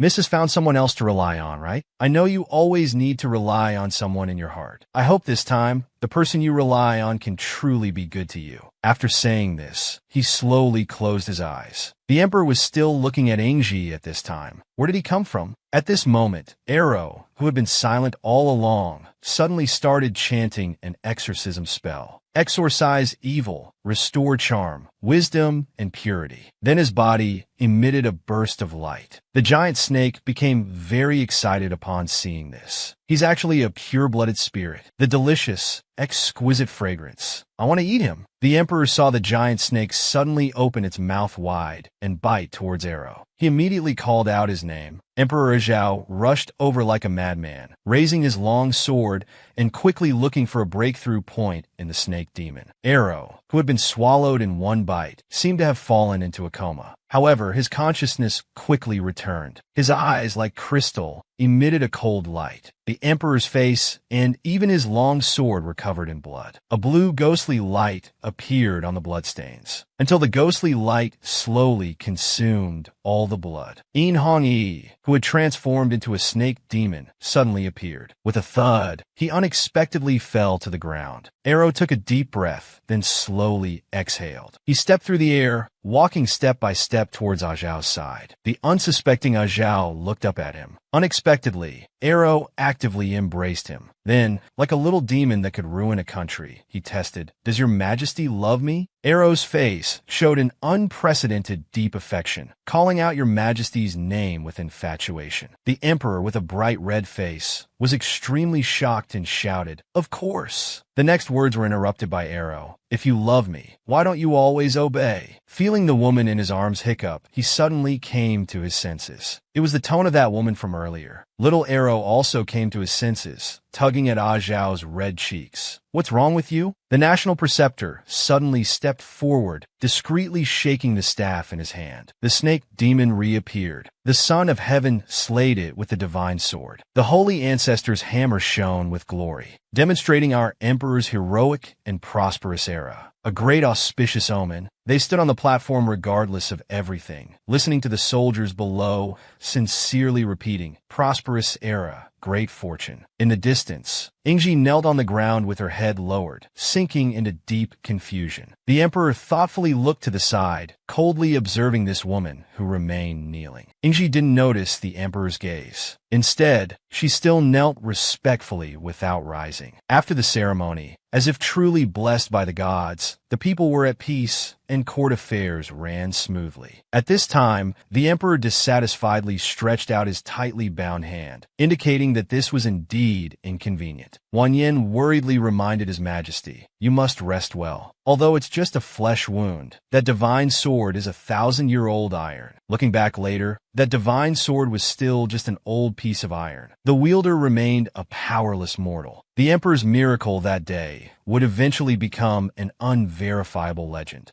The emperor hurriedly wanted to go out, telling the two directly, "Today is the day Arrow moves into the palace." When he heard Wang Yin trying to dissuade him, Emperor Zhao had already thought of a countermeasure. "I know. Being an emperor is my destiny. Meeting him is also my destiny." Although the small miracle couldn't change the world, it illuminated the young man's heart. Prince Kong approached His Majesty with a flattering face. How well was the woodcutting at Qingxin Palace handled? Unexpectedly, the emperor turned and left directly. "Uncle is very capable. The North Garden needs rest. Thank you for your trouble, Uncle." Surprisingly, one wave hadn't settled before another arose. Ingji suddenly blocked the emperor's path. When she knelt down to pay respects, the emperor silently turned around. "You are Ingji." Ingji didn't make any inappropriate moves. Instead, she silently pondered what to do next. Ingji, skilled only in embroidery, now had no other wishes but to enter the palace as a female official to serve His Majesty. The emperor responded with an "Oh, rise. The palace is quiet now. You don't need to be too formal." Ingji stood up accordingly, watching as the emperor gradually disappeared from her sight. The emperor suddenly reminded the palace attendants behind him to stop. "All of you stay outside. I'll go in by myself." He youthfully revealed an expectant look, wondering what Arrow was doing. The joyful emperor suddenly froze, abruptly hearing a man's voice from inside. Having experienced so many hardships, the emperor had naturally become much more vigilant. So without a second thought, he went to the courtyard and, with a bang, mercilessly opened the door. Unexpectedly, everything inside was peaceful. Even Arrow was startled, exclaiming happily, "Zhao, you're here!" She pointed to Grandpa Flower, who had returned to human form, and happily informed Zhao, "He's going to live here too." Yin Fong stared fixedly at one spot, calmly calling out, "Rong Rong, I'm back." Yaya, sitting on the window frame, complained, "Why are you mortals so roundabout? When will there be chaos in the world?" Yin Fong immediately retorted, "You ghosts and gods are used to using magic. How would you know that controlling people's minds is only temporary?" Yaya sighed. That spirit was raised by Old Man Flower for someone else. It actually turned into human form. Emperor Zhao was seen standing angrily in place, glaring at the girl in front with a gloomy face. Little Arrow had no idea what was happening and was still enjoying her melon, one bite after another. Grandpa Flower beside him was eating melon with some dissatisfaction. "Why cut the melon so small? It's not satisfying to eat it all." The emperor immediately shouted angrily at Grandpa Flower, "This is for Arrow to eat. You're here being picky." Grandpa Flower was displeased. He scolded the young emperor, "Don't be stingy. I'm just eating some melon, and you're making such a sour face." The emperor immediately snorted lightly. "I won't bother arguing with you over that bit of melon." Arrow suddenly introduced, "This is Grandpa Flower, who has been taking care of me. He helped us catch Green Pop before. Do you remember?" When she heard Zhao call Grandpa Flower nine-jointed gentleman, Arrow calmly nodded. Zhao thought to himself, Arrow is a spirit. All of his peculiarities and many inexplicable things, I've decided to accept them all. At this moment, a voice suddenly came from outside. "Your Majesty, fresh fruits have arrived." The previously slightly dissatisfied Grandpa Flower vanished in a flash, completely disappearing. Grandpa Flower transformed into a small raccoon and jumped onto the Emperor's shoulder. "Don't worry, Emperor. I don't easily show my true form in front of people. I originally didn't want to meddle in human affairs. But if you hurt Arrow, I won't let you off easily." The Emperor immediately snorted coldly, as if you needed to tell me that. Although the future was still unknown, his existence brought wonderful miracles to this world. Grandpa Flower sat on the pillar complaining about his sore bottom. "This fur isn't good enough. I still need to keep looking." Arrow flatteringly shouted. Grandpa Flower is the pickiest about fur. Grandpa Flower proudly raised his tail. Naturally, Arrow pondered, Zhao's hair is very comfortable, but he doesn't seem to like people touching his head.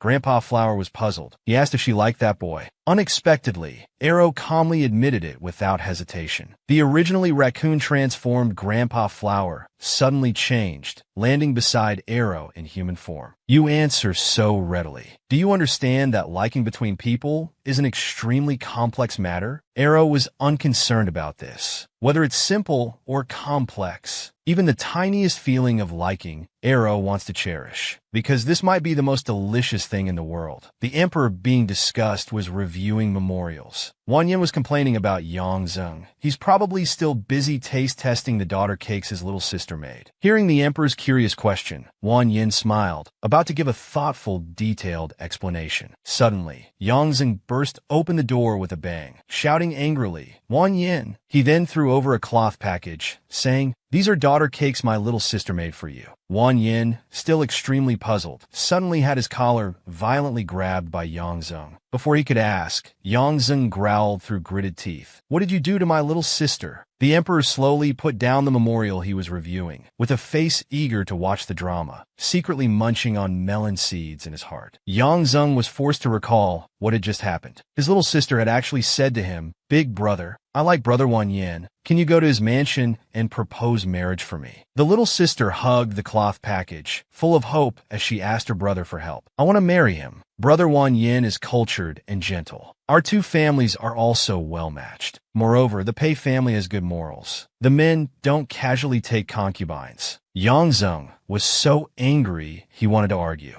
His little sister suddenly threw out 2 cakes, directly stuffing them into the mouths of the 2 who were fighting. After dealing with the 3rd and 4th brothers' fight, she immediately brought the topic back. I know about the 4 ladies who were once engaged to brother Wang Yin, but they all have nothing to do with brother Wang Yin, right? Yang Zeng turned to leave, extremely speechless. You little girl, where did you learn all this? Big brother will pretend he never heard you say it. Wang Yin immediately broke out in a cold sweat. I've always treated your little sister like my own sister. Hearing this promise, Yang Zeng reluctantly loosened his grip. As long as you know where you stand, maybe she'll forget about it in a while. Keep the cakes my sister made. Don't worry, they're decent. Won't kill you. At worst, you'll have diarrhea for a few days. The Emperor, who had enjoyed the show, suddenly spoke up. So, these are daughter cakes? Wang Yin embarrassedly explained. Zheng is young. They don't look very good. The 7th day of the 1st lunar month is the daughter's festival. Girls make pink pastries during these days to give to their fathers, brothers, elders, or those they admire. Our dynasty has no princesses, and other women who enter the palace have their own positions. They're no longer considered daughters. The Emperor let out a soft, oh, as if suddenly understanding. The palace doesn't celebrate the daughter's festival. No wonder I didn't know about it. Just then, Ingji suddenly appeared outside the hall, determinedly asking the guard, Is His Majesty in the Imperial Wardrobe? I need to make new clothes for His Majesty. Ingji is here to take His Majesty's measurements. The guard respectfully addressed her as Miss Ingji. Please go back. The Emperor might have gone to Ling Long Pavilion. We don't know when he'll return. Ingji wouldn't give up so easily. She silently noted Ling Long Pavilion in her mind. The Emperor had just arrived at Ling Long Pavilion. He looked at the people outside with suspicion, seemingly unclear about what the Shaman Lord was doing. One of the little maids boldly explained, The Shaman Lord asked for hot water to wash his hair. He told us not to go in. The Emperor pondered for a moment, then asked curiously why no one was helping him. There's no hot spring pool here. That long hair of his must be tiring to wash. This Ling Long Pavilion is a bit too small. The dissatisfied Emperor walked to the door. Suddenly, a don't came from inside, followed by an earnest plea. The Shaman Lord, or Little Arrow, was kneeling on the ground, arms spread, commanding the little spirits to wash his hair. Arrow was a bit anxious. Hurry up, everyone. While the sun is good, my hair can dry faster. The Emperor outside didn't know what was happening, so he simply opened the tightly closed door. Arrow immediately turned his head shyly, covering his chest with both hands and shouting, Don't come in! Faced with the suddenly intruding Emperor, the little spirits were instantly scared and scattered in all directions. Then, carrying water vapor and foam, they all rushed towards the doorway behind the Emperor. Arrow now spoke with a reproachful face. Crystal is most afraid of people. You scared them all away. He touched his foam-covered hair. My hair isn't finished washing yet. This is troublesome now. The Emperor, looking embarrassed, rubbed his ear. I'll help you.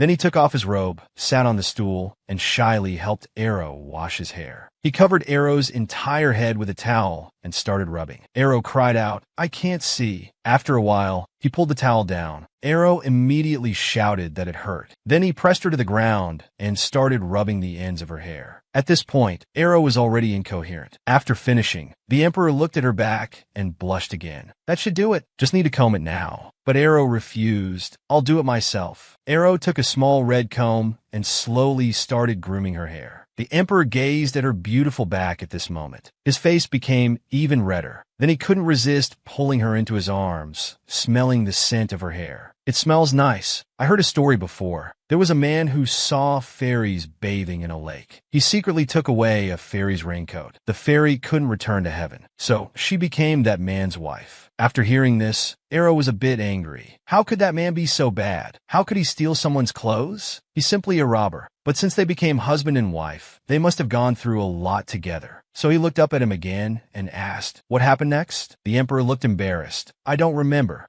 How would I remember those women's stories? They're just about men plowing and women weaving, talented scholars and beautiful ladies, and daughter cakes and such. The food-loving Arrow immediately caught the keyword. Are daughter cakes delicious? The Emperor rested his chin on top of Arrow's head. It's not about whether they're delicious or not. If you were an ordinary girl, before he could finish, there was a knock on the door outside. Your Majesty, the ministers are waiting in the main hall. Hearing this, he replied, I know. Then he put on his robe. I'll go first. Yin Fong is quite persistent. Looking at Arrow sitting dazed in the chair, he finally couldn't resist and kissed him on the forehead. He left with a promise. I'll come see you when I'm free. After he left, Arrow sat there touching his forehead. After finishing combing his hair, he sat by the window looking outside. Then he asked the maid behind him, do you know about daughter cakes? The little maid hesitantly replied, is the master asking me? Daughter cakes have no set recipe. They're just pink pastries made by young girls and given to people they like. He immediately asked if she could teach him. The maid hurriedly said, how could I be qualified to teach the shaman lord? Meanwhile, Ingji suddenly received a message from a maid. The shaman lord at Linglong Pavilion was requesting her presence. Under Ingji's instruction, Arrow started kneading the dough skillfully. Ingji was now watching him intently. Arrow looked at the formed dough and asked, is it like this? Hearing his voice, she quickly confirmed, that's right. Arrow, looking at the dough, decided to knead it a bit more, thinking it would taste better. Ingji secretly observed him. This was the master of the house. Though not fully grown, his eyes held a charming allure. Perhaps due to his status, he also had a unique air of detachment. This was the only woman by his Majesty's side. Seeing the pastries the maid brought, Arrow immediately went over. What's this? Let me taste. The maid told him these were dried fruits for the filling. He suddenly asked Ingji, how do you make the cakes pink? Ingji told him, for sweet ones, we usually use rose or berry juice. Red yeast rice can be used for savory ones. But he looked confused. Can it be any flavor? Is the color most important? Ingji quickly waved her hands, saying no. She lowered her eyes, her cheeks tinged with a blush. The most important thing should be the sentiment, right? Hearing her words, Arrow kept repeating sentiment to himself. Then he started making the cakes while muttering. Ingji asked him who he was making the daughter cakes for. He directly said, for the Emperor. Ingji was shocked, thinking, how straightforward. Then he continued, also for Grandpa Flower, the National Preceptor, and Tong Tong. And I'll make one for Miss Ingji too. Thank you for teaching me.